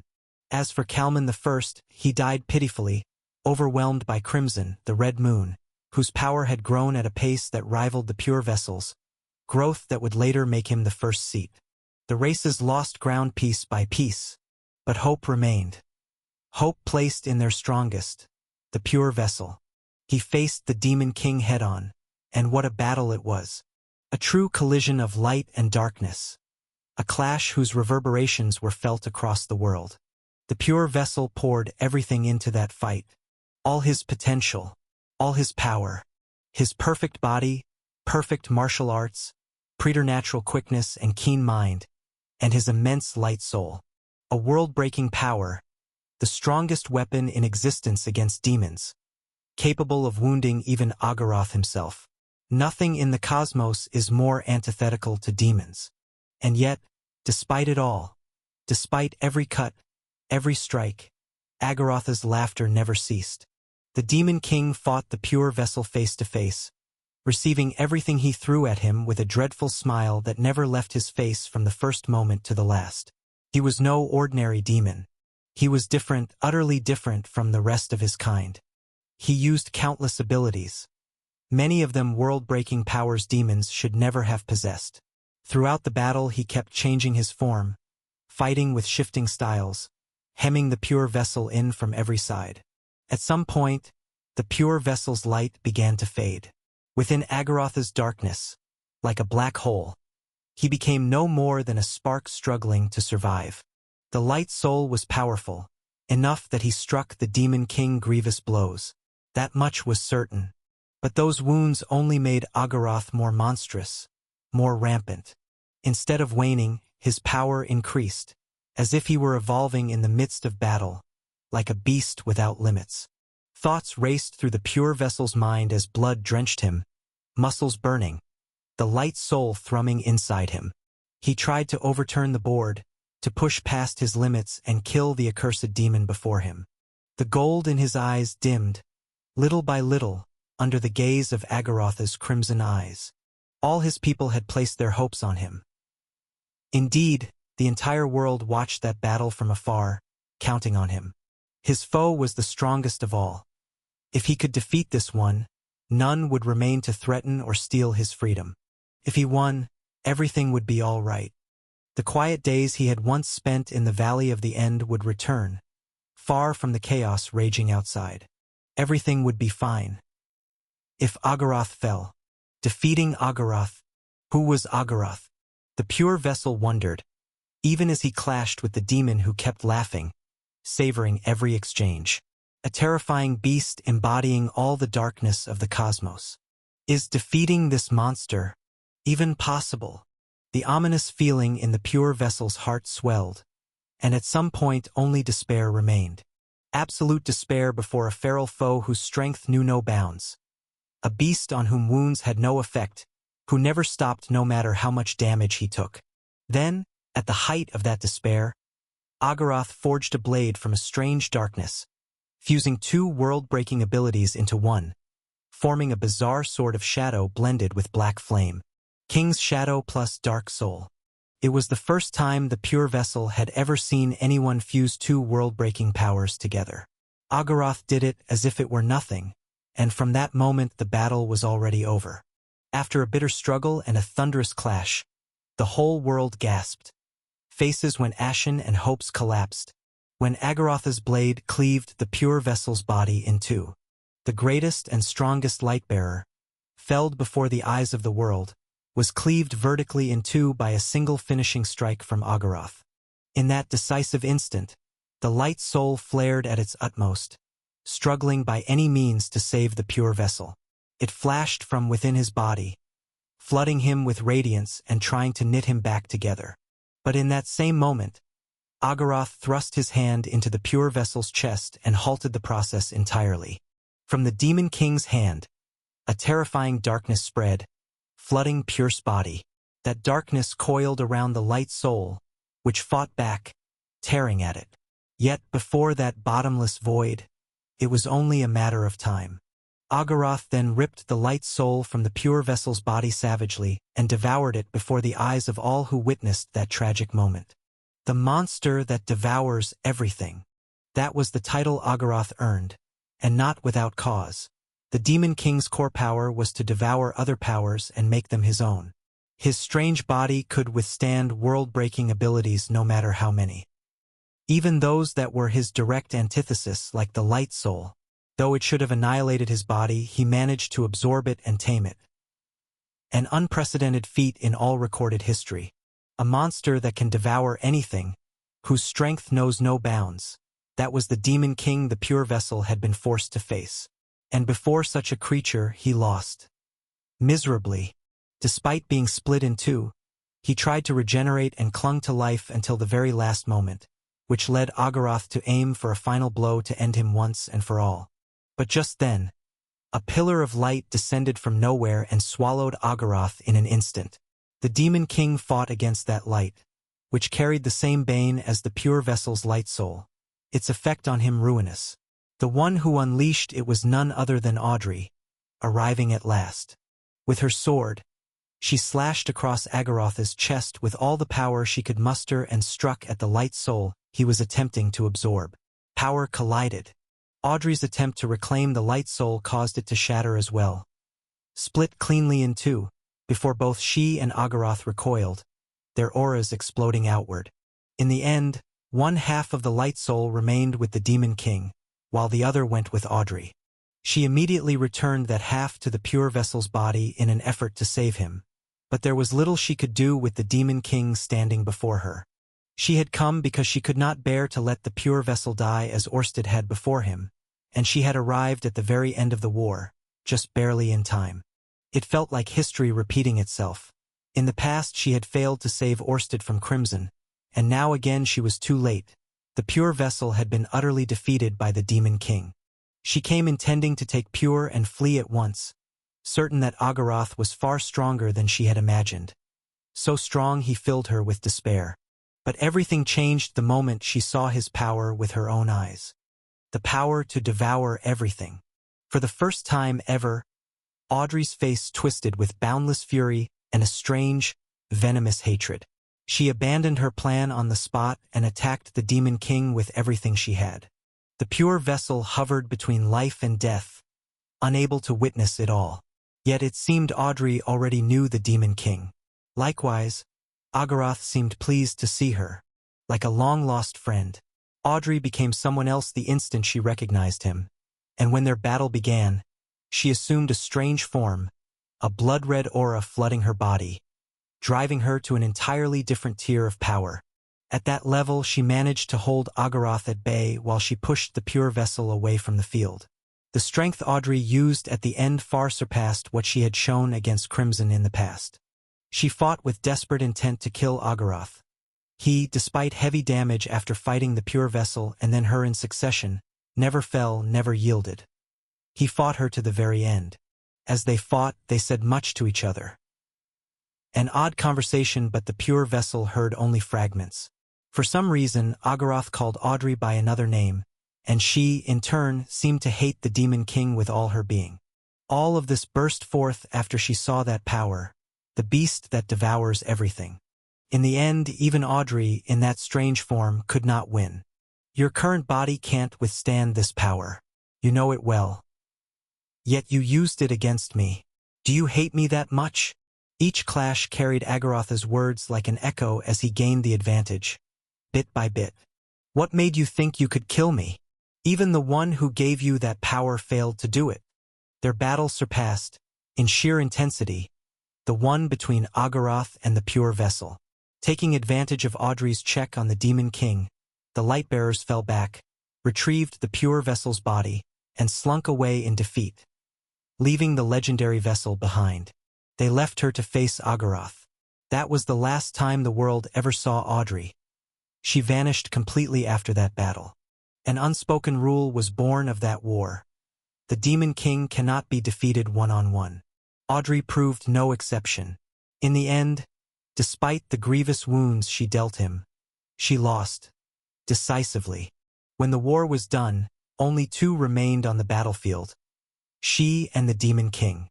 Cradling her broken body, Agaroth's torn face twisted into a hideous smile. He himself was shredded almost beyond recognition. He looked happy. Audrey's face, by contrast, was ruined where his blade had cut her. You shouldn't exist in this world, she rasped. I know, he answered, smiling. But I survived, as you can see, and I'm truly glad to see you, my dear sister. He plucked something from Audrey. Her locket, the one that once carried everything her heart loved. My family, my everything. Agaroth laughed loudly and crushed it after glancing at the photo inside. This stirs up so many memories. Memories I thought had sunk deep into the bottomless chasm inside me. Still smiling, he drew Audrey's body into an embrace. And slowly, she began to sink into him, as if he were absorbing her very existence. I'm truly happy to see you again. Happier than you can imagine. Since you and I are both still here, that means he survived as well, doesn't it? Agaroth exulted. Come to me, and let's look for him together. Let's rewrite history. His laughter rolled across the field as Audrey vanished within the monster. With her body in ruins, she closed her eyes, wondering how her path had led to such an end. She had returned to save the pure vessel. She could not abandon him, only to find herself face to face with the one being she hated most. Who would have thought that Demon King was the same accursed monster? In those final moments, as darkness swallowed her, and she realized she had handed the Demon King a clue to the person dearest to her, she knew she had made a terrible mistake. All she could do was apologize as the beast that devours everything consumed her. I'm sorry, truly sorry, Fry.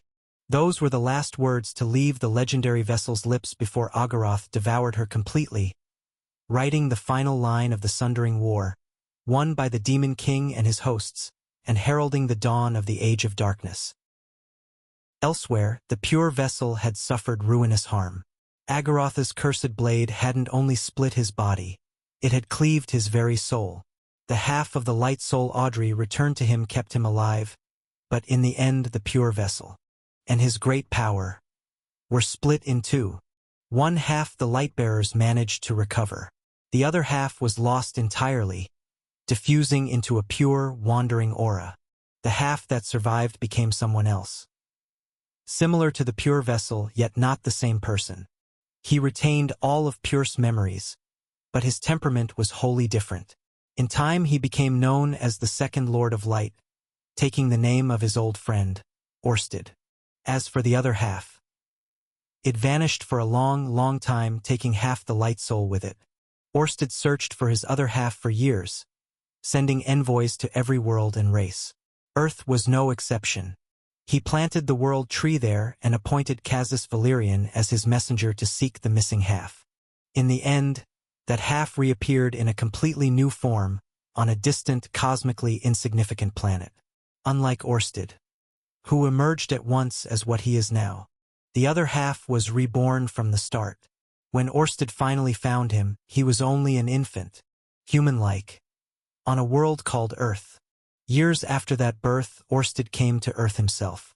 He shattered the rift Casus Valerian had set and slipped inside to find his other half. But the child was fragile, weak.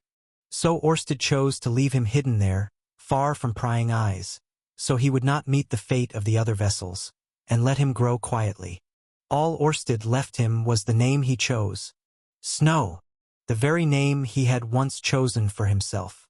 And so came the final tragedy of the pure vessel, who vanished completely, leaving only shards of his soul to wander and bear his legacy. Both he and Audrey disappeared from the world in ways neither had foreseen. As these memories finished unfurling before him, Snow returned to himself.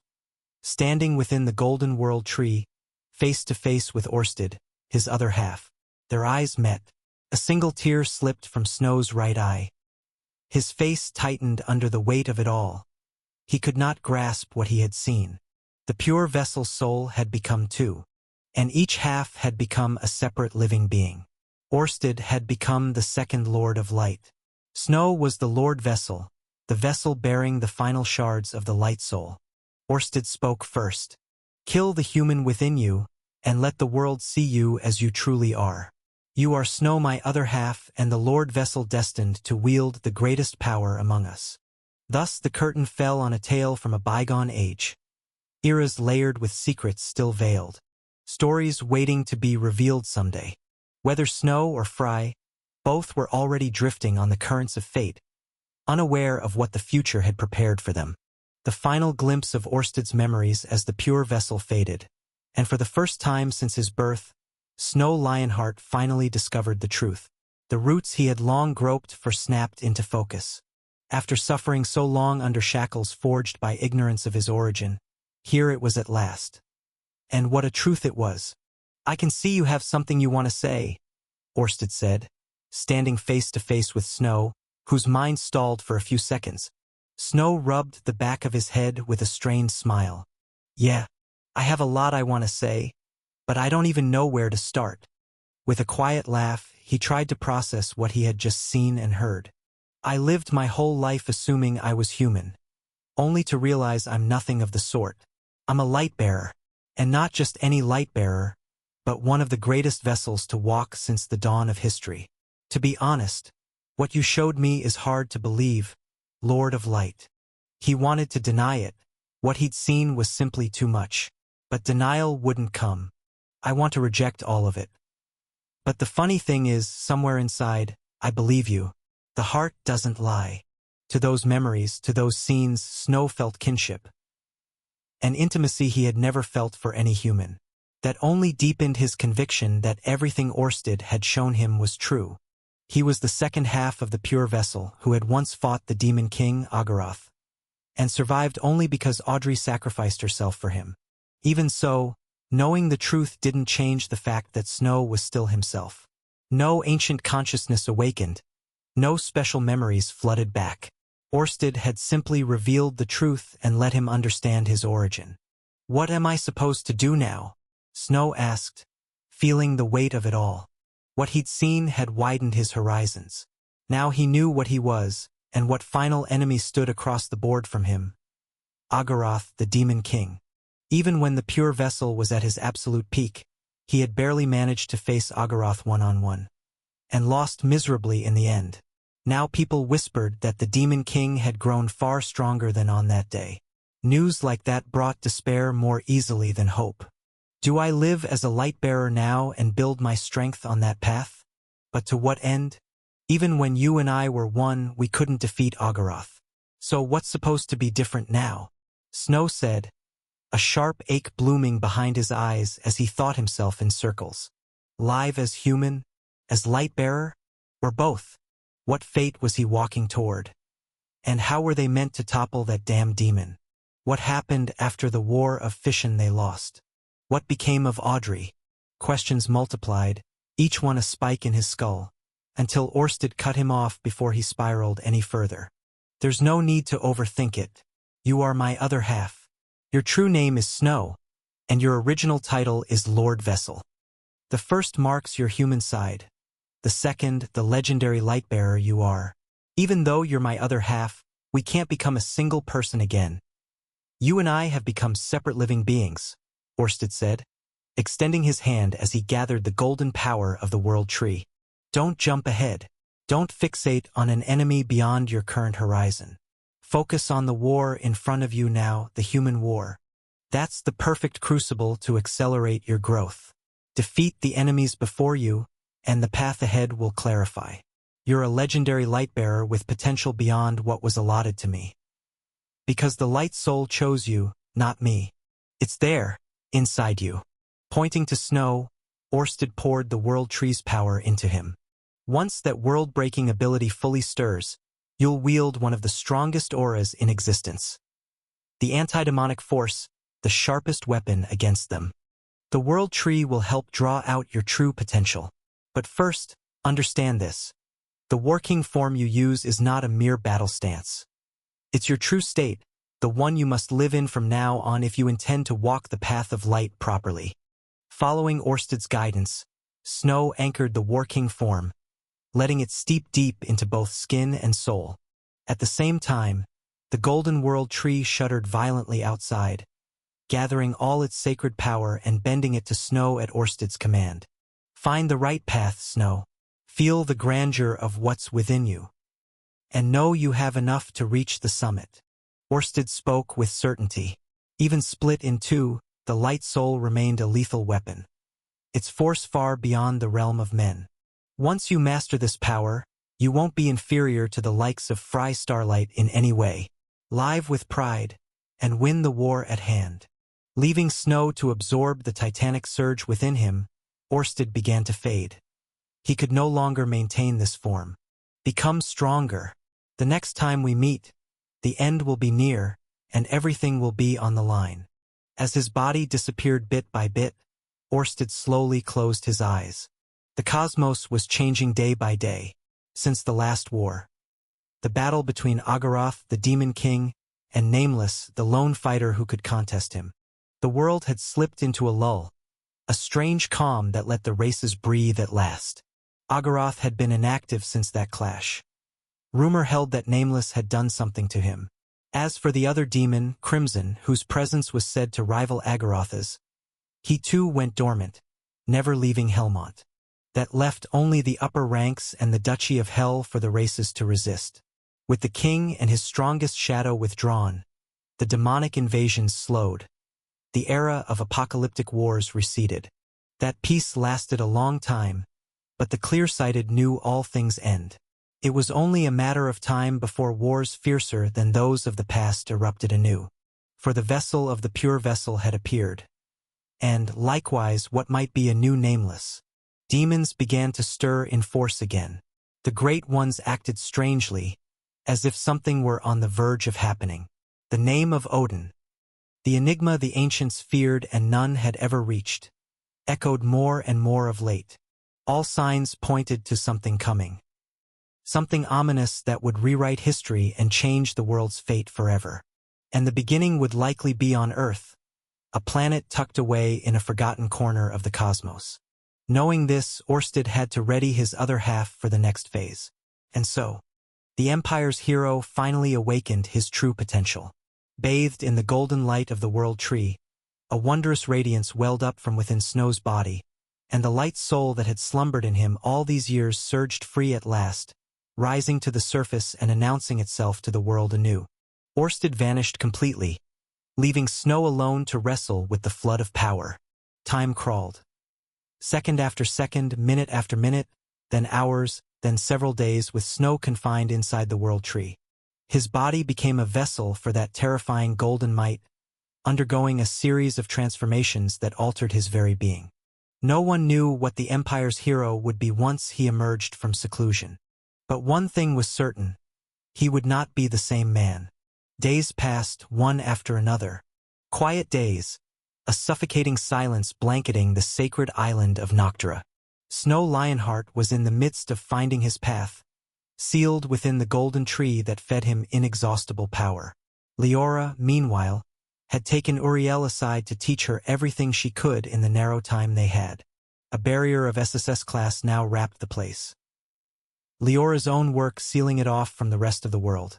Earlier, as a result of the devastating battle against Bladier, the island had been laid to waste, and everyone upon it had perished. All of that left Fry Starlight sitting alone before the tree, quietly gazing toward the far horizon. The shadow beneath his skin had thickened, drowning him in a filthy blackness that ravaged him like a plague. The process was agony, as if molten lava had been injected under his skin. He could no longer summon his power properly, nor fight as he once did. Yet despite the pain, despite everything Whisker's shadow had done to him, Fry sat in silence, face blank and calm, as if none of it mattered. Training was impossible in his state. He had to remain conscious at all times to suppress the shadow. He hadn't slept in days. Clutching the nameless mask, the darkness in Frey's eyes reflected his exhaustion. A weariness that finally caught up to him now that the blood cooled and he'd been away from battles to the death for several days. After training and do-or-die fights, this calm felt unnatural. Snow will learn the truth soon, he said with a sigh, lying back on the cold stone, legs dangling from the edge of the great spire. Which makes me the only one who still doesn't know his origin or his truth. In a way, he felt a kinship with Snow. Both were vessels. One for Nameless, the other for the pure vessel. But in truth, they were very different. Snow was part of the pure vessel. Fry was not Nameless, and there was no real bond between them. This body was designed to host the only monster who can stand against Agaroth, and I'm the one meant to clear the way for him. That might be true, but Fry couldn't help wondering. Why haven't you taken my body yet, Nameless? He asked the emptiness. At first, Fry hadn't been sure there was anyone there at all. no ancient warrior from ages past. But as days went by and he grew used to the space within the mask, he became almost certain a second will lingered there. Eyes watched him from afar, waiting for something. But why wait? No matter how hard I push, I'm sure he'd do better than me. If Nameless seized control, he'd grow far stronger than the Fry of now. Wars would end early. No one would be able to stop him. But that hadn't happened. There was no use brooding on a long shot, at least not now. I wonder if there's another way to get stronger. Stronger than I am. Fry spread his palms against the cold floor. He had pushed himself to the limit, walked the blood path, mastered his aura control, and built a body that refused to stop fighting no matter the injury. He had even forged overwhelming techniques. Nameless Judgment and the recently created Dark Ascension. All of that had made him a great power whom everyone on Earth feared. Yet it still wasn't enough. He hadn't been able to defeat Bladier. Compared to Bladier rank 13, Geppetto was much stronger, at least a full stage above. And Zabar, rank 10. Fry didn't even want to think about that nightmare. Zabar possessed a world-breaking ability called the Soul of Reincarnation, one of the 6 souls owned by Agaroth. It allowed him to create an infinite number of clones. A one-man army. Each clone carried a percentage of his full power, and their existence did not diminish the original in the slightest. That was what made it a world-breaking power. Zabar could create 2 clones, each with 80% of his strength. Add a third and the percentages for all began to drop. 2 clones, 80% each. For clones, 50% each. It continued to decrease until stabilizing at 10%. The question that plagued Fry was, what was the exact ratio? How much of the original's power did the clone on Earth possess? That question gnawed at him. Even a 50% Zabar surpassed Geppetto. An 80% clone, that would be a catastrophe. One no human could endure. I'm exhausted. I've hit my peak. And it still isn't enough. It felt endless. Every time he climbed, a bigger obstacle loomed. Lost in such thoughts, he rose when he heard approaching footsteps. It seemed Uriel and Leora had returned. Back early. I thought you'd be longer, he greeted, as Leora headed toward the golden tree. I've passed on everything I can to the saint of this era, so there was no reason to stay away any longer, Leora said with a smile. And the hero has finished as well. It's time for him to step into the world in his new state.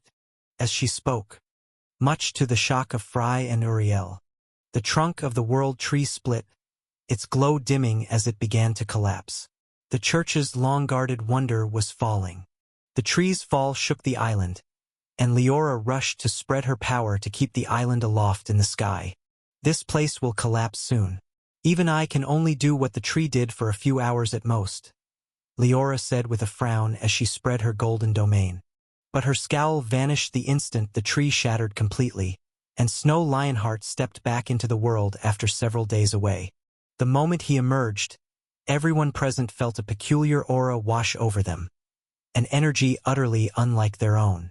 What is this strange aura? Uriel asked, unable to identify the power.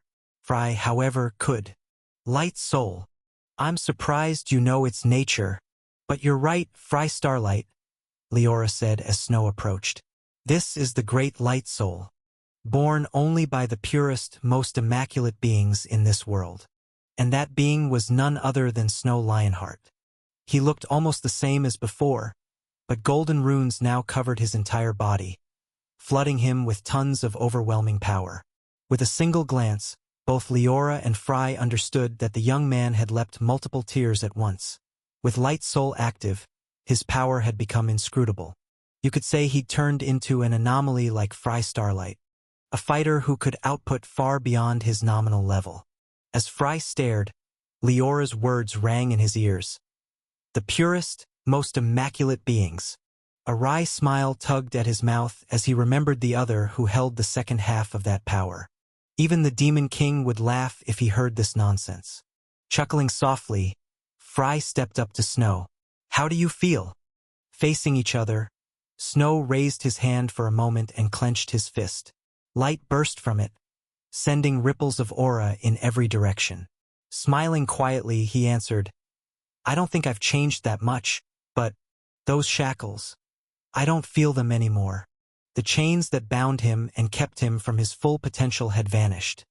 The path lay clear before him. He was free of ignorance at last. Realizing that, Fry nodded. Then, congratulations. My apologies, but I'll have to cut this short. We have no time to spare, Leora said, intent on resolving what lay before them without delay. Since the hero now holds the most destructive form of sacred power, we begin at once. And erase the shadow. Fry arched a brow. Will Snow really be able to handle that thing? He stripped off his upper garment, revealing skin blackened with a filthy plague that had spread its poison. I know Snow's grown far stronger, but to be honest, I don't think he can deal with this, Fry said, and Snow nodded in agreement. That thing was planted by a rank 4 demon, wasn't it? Even if I can use Light Soul now, that level is still. Snow said, regret in his voice. His face looked strange with all those golden sigils, yet he was still himself. You won't be the one to handle it. I will, Leora replied, patient and clear. I can't destroy the shadow, but I can suppress it with my sacred power. All you'll need to do is deliver the finishing blow. Turning to Fry, she confirmed the plan. I'll need your help as well, Fry Starlight. You must restrain the shadow as much as possible. And do not lose consciousness. We don't know what will happen if it takes your body. In the worst case, they would be forced to fight Fry himself, as if he were under a demon seed's influence. She signaled to Uriel, and the two saints closed in around Fry, while Snow stepped back to await the right moment. Fry shed his top as well and drew a deep breath. Are you ready? Leora asked. Fry smiled and nodded. Hit me with your worst. Leora nodded back and summoned her full power. The ground trembled beneath the surge. Uriel, I'll be the primary support. You'll back me from the rear. Treat this as experience to master what I taught you. Understood, Uriel answered, fervent. Then let's begin. Weaving strange sigils with her hands, Leora molded her golden power into a colossal, tangible form behind her. The aura she poured into it was truly crushing. Eyes wide, Fry stared at the vast angel unfurling at Leora's back, 6 arms and 6-fold wings beating fiercely. Divine Lament, Crimson Benediction. At her command, the angel lunged with incredible speed, clamping Fry in all 6 hands with brutal force. The pressure was titanic. He felt he could be crushed any instant.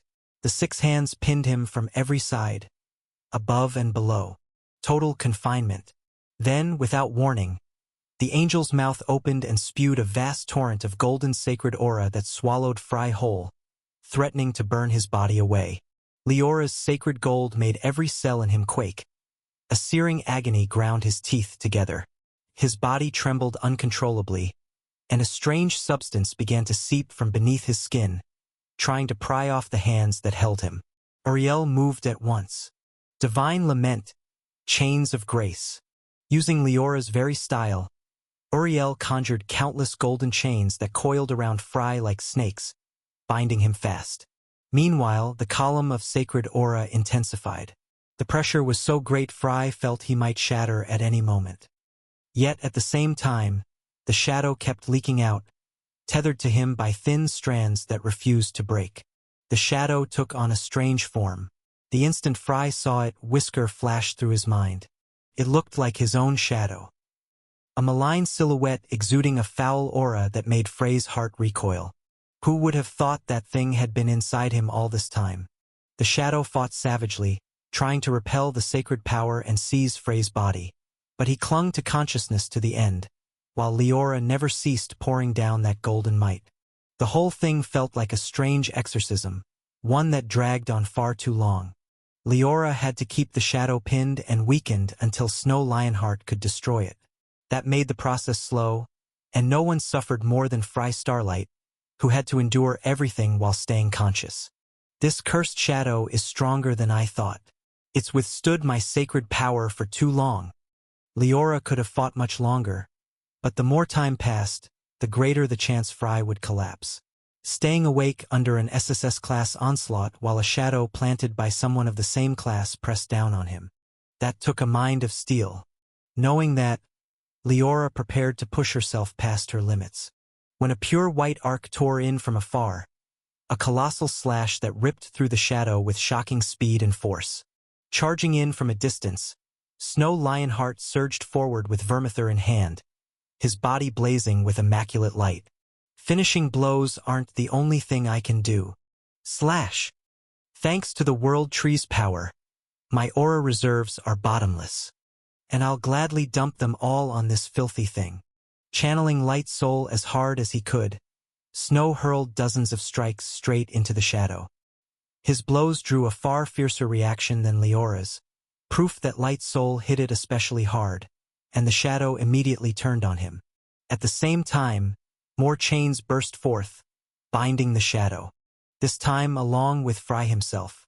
"Keep hammering it," Uriel shouted, struggling not to buckle under pressure far beyond her range. Snow and Leora attacked without pause. The whole operation was chaos. Until, at some point, the shadow began to scream, a sound that threatened to tear the very air. "Hurry up and erase this damn thing. I'm going to explode any second," Fry roared, the pain now unbearable, as if 1,000 colossal hammers were crushing his skull. Just when it felt it might never end, Leora shouted, "Now, Snow Lionheart, hit it with everything you have." Her senses were razor-sharp. She never missed the moments of weakness the shadow showed after such prolonged pressure. Answering at once, Snow drew up every scrap of power his body could muster in its current state. "I only ever saw him do it from afar, but I'm pretty sure he used it like this." With a faint, fierce smile, Snow mimicked a peculiar stance, the very stance Pure Vessel favored in his earliest training days in Felwyn. He wrapped Light Soul along Vermithor's edge and unleashed a sweeping strike that shredded the space before him and swallowed the shadow in radiant light. Judgment of Light. The blow carried a massive portion of Light Soul. Snow had copied it after seeing Pure Vessel from a distance, and since they were one and the same being, unleashing it wasn't difficult for him, even if this was his current limit. It was enough. The weakened shadow was engulfed, dispersed, and utterly destroyed. The instant it vanished under Snow's strike, Leora and Uriel released Fry, who crashed to the ground, collapsing hard. Snow and Uriel dashed to him at once. It wouldn't have been surprising if Fry stayed unconscious for days after what he'd just endured, but to their shock, and even Leora's, he was still awake. "Fry, you!" Snow breathed, stunned. Frey's body had been scorched to a ruin by that sacred power, like a fire that burned him while the shadow still clung to him. He looked a wreck, and yet his dark eyes remained open, unchanged. "Finally, got rid of that damned shadow," he rasped, unable to even sit up. Ignoring Uriel's frantic worry, Snow let out a short laugh at the sight. "Amazing, you can still talk in that state." Seeing Frey's inhuman tolerance, Snow remembered what Orsted had told him, that he would not be inferior to Fry once his true potential awakened. "Maybe I'll reach his strength someday, but I'll never endure even half of what he can." Fortunately, with 2 saints on hand, they began treating Fry the moment he fell. Within minutes, his skin returned to normal and his body looked as it had before the purification rites began. This time, though, the cursed darkness infesting him was gone. Color returned to his flesh, and power stirred through his veins again. And then something else drew his eye. A new line on his system interface. Shadow Adaptation 4-7. At last, after a long grind, Fry had reached the next stage of his strongest ability. One that would grant him the extra power he desperately needed to survive what was coming. "That shadow shows only a glimpse of its master," Leora said once she'd finished healing him. She knew Whisker's strength surpassed her own by a terrifying margin, but she hadn't expected the gap to be this wide. Even that fragment alone had given her no end of trouble, despite being nothing like the full might of its owner. "No point dwelling on it," Fry said as he rose again. Rank 4 hasn't shown himself yet. We focus on what's in front of us. He glanced around. Our work here is done. But the war isn't over, Snow added immediately, and Fry nodded. We need to get back fast. We don't know what happened while we were gone. The war between the Empire and the Ultras was still raging. With the church gone, at least the Empire had removed a persistent enemy snapping at its heels. As they turned to leave, Uriel looked back to Leora. Please come with us, my lady. With you there, we'll have a huge edge in this war. At Uriel's plea, Snow and Fry both turned as well.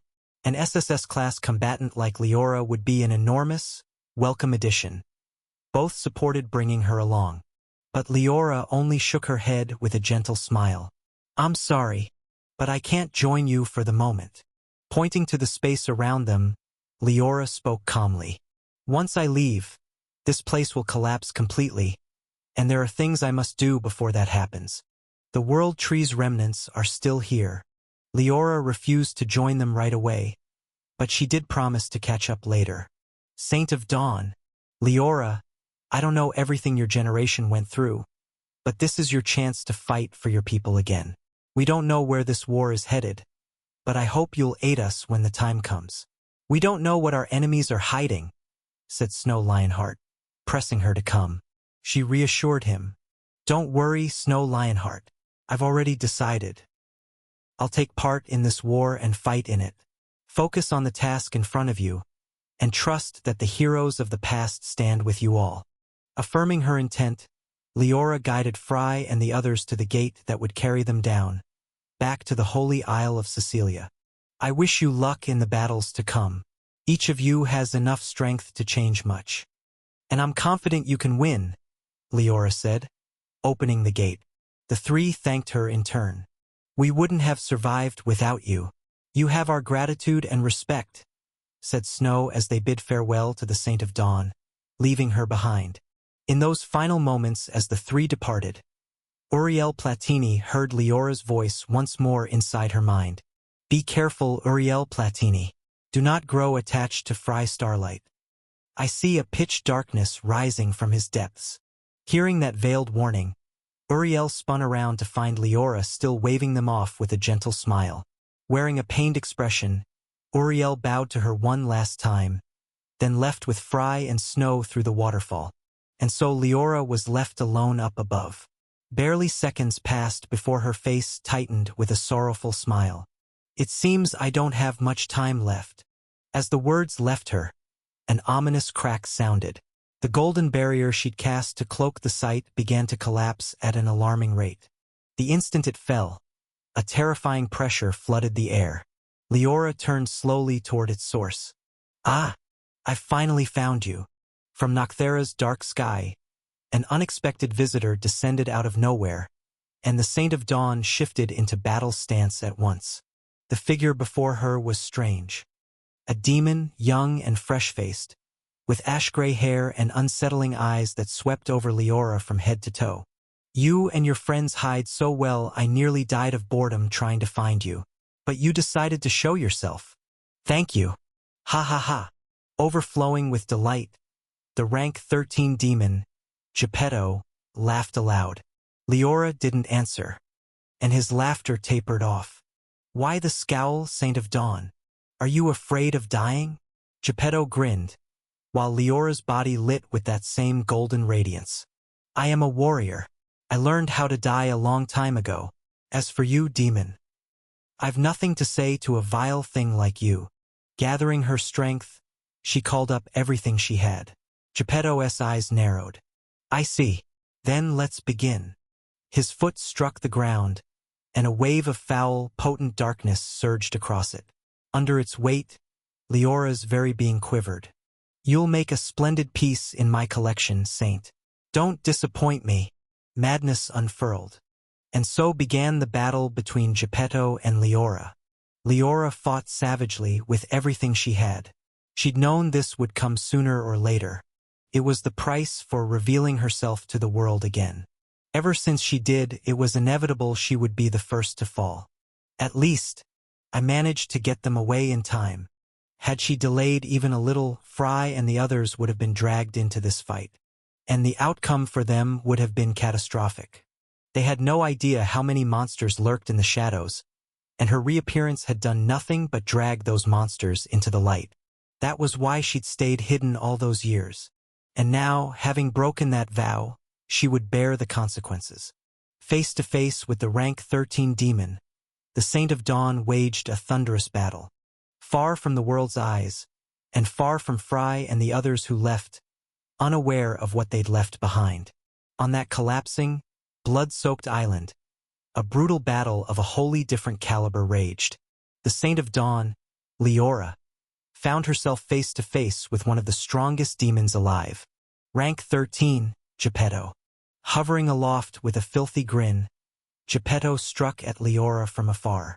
She gathered her full golden power and fought savagely to survive and kill the demon before her, but she could barely gain a single step. Geppetto drowned her in a torrent of long-range strikes, a black flood threatening to swallow her whole. "You're a support," he drawled. "While I'm a wave controller, I suppose our methods rhyme. But the gap in power is simply too vast." Crouched in midair, elbow resting on one knee, Geppetto watched Leora struggle, clearly entertained. "To be frank, I still don't understand why I was summoned to this dreary place and told to hunt the likes of you. You're far too weak to be a threat." Boom! Explosions rolled one after another as Geppetto put on a dazzling show of destructive force. Then, with unnerving calm, he raised a hand toward Leora. It spasmed grotesquely as black lines crawled across it. "You should have stayed hidden, Saint of Dawn. You have no idea how terrifying this world truly is." With a flick, a baleful dark wave rippled out. Leora's face went grave. That aura, nothing in her life had ever felt like it. "What in the hell is this damned aura? Filthy, lightless, lethal. Allow me to show you a glimpse of true horror." Geppetto smiled. The island shuddered under a savage quake as something supernatural unfolded. Once thousands had stood upon this ground, followers of the church who all perished in the last battle. They should have remained dead. Yet at Geppetto's gesture, the corpses began to rise, one after another, an eerie blackness flooding their eye sockets. Leora looked down. She was surrounded from every side, hundreds of dead men and women, reanimated. They didn't look like corpses anymore, nor like zombies. They looked exactly as they had before they died. If not for that blackness in their eyes, anyone would have thought them alive. It was a terrifying, world-breaking ability. So long as the bodies were in his grasp, Geppetto could exploit the dead.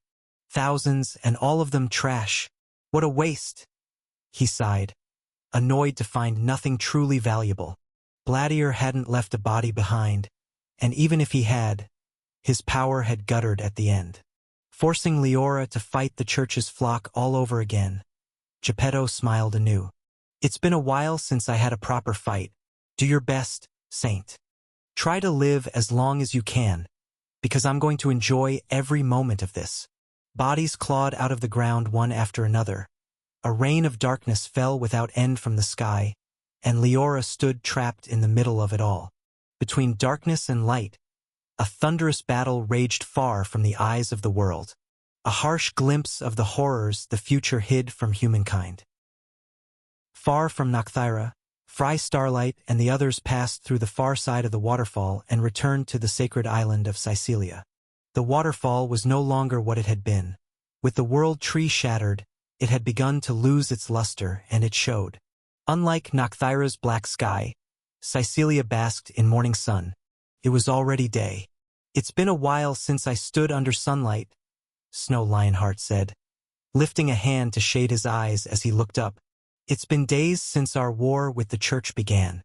"I'm guessing a lot has changed," Fry said, walking without hurry. Words that put a bitter look on Uriel's face.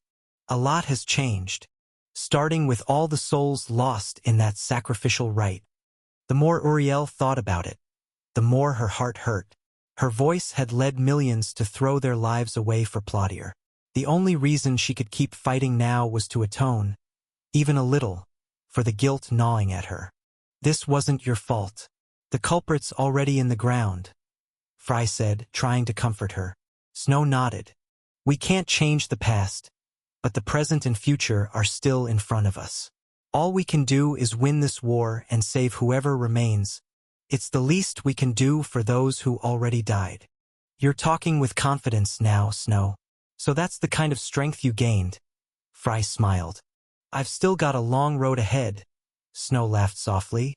But at least I know I'm not walking it alone. Right? Both men turned to Uriel behind them. Come on, Uriel. You don't have to carry this by yourself. You've got the strongest allies possible. I doubt you'll find better support anywhere. Because we're the strongest, Snow said with easy certainty. Uriel hesitated, flustered, then smiled, genuine and bright, and hurried to catch up. Yes, she'd worn a harmless, practiced smile for so long, masking what she really felt. Not this time. Now she knew that the greatest warriors of her era were ready to fight for her and share her burden. It was a bond she cherished. Together, the three made their way across the island, following Fry. At first, they simply trailed him in silence, until Snow stopped, not understanding what they were doing. Fry, where are we going? Shouldn't we just head back using your teleportation? They were, after all, stranded on a far-flung island in the open sea. Fry hadn't been able to use his ability while they were on the Skyborn Island. The barriers cut it off from the rest of the world. Here in Sicilia it should have been easy. And it would have been. Yet Fry led them somewhere else. There's something we have to take care of first. Or rather, someone who's still waiting for us. Fry said, voice cool as his eyes darkened. He clenched his fist, feeling raw power course through his veins. The shadow was gone now, nothing left to shackle him. You could say this was the peak of his life thus far. Snow felt momentarily lost by Frey's words, until he realized whom his friend meant. A few minutes later, the three stopped when a fourth figure stepped out ahead of them. A familiar one. You, Aegon. Snow spoke the prince's name as the man emerged from between the trees, the same easy smile on his face. Incredible. You all survived. The prince said brightly, and Snow frowned. Didn't you leave with the church's bishop? I thought you'd already fled the island, Snow asked, as Aegon strolled closer with his usual light steps. That was my plan, but I decided to wait when a strange barrier cut the Sky Island off from the world. Curiosity got the better of me, Aegon said, narrowing his eyes at Fry and the others. And I see the result far exceeded my expectations. Your being here means you defeated Bladier. Astonishing.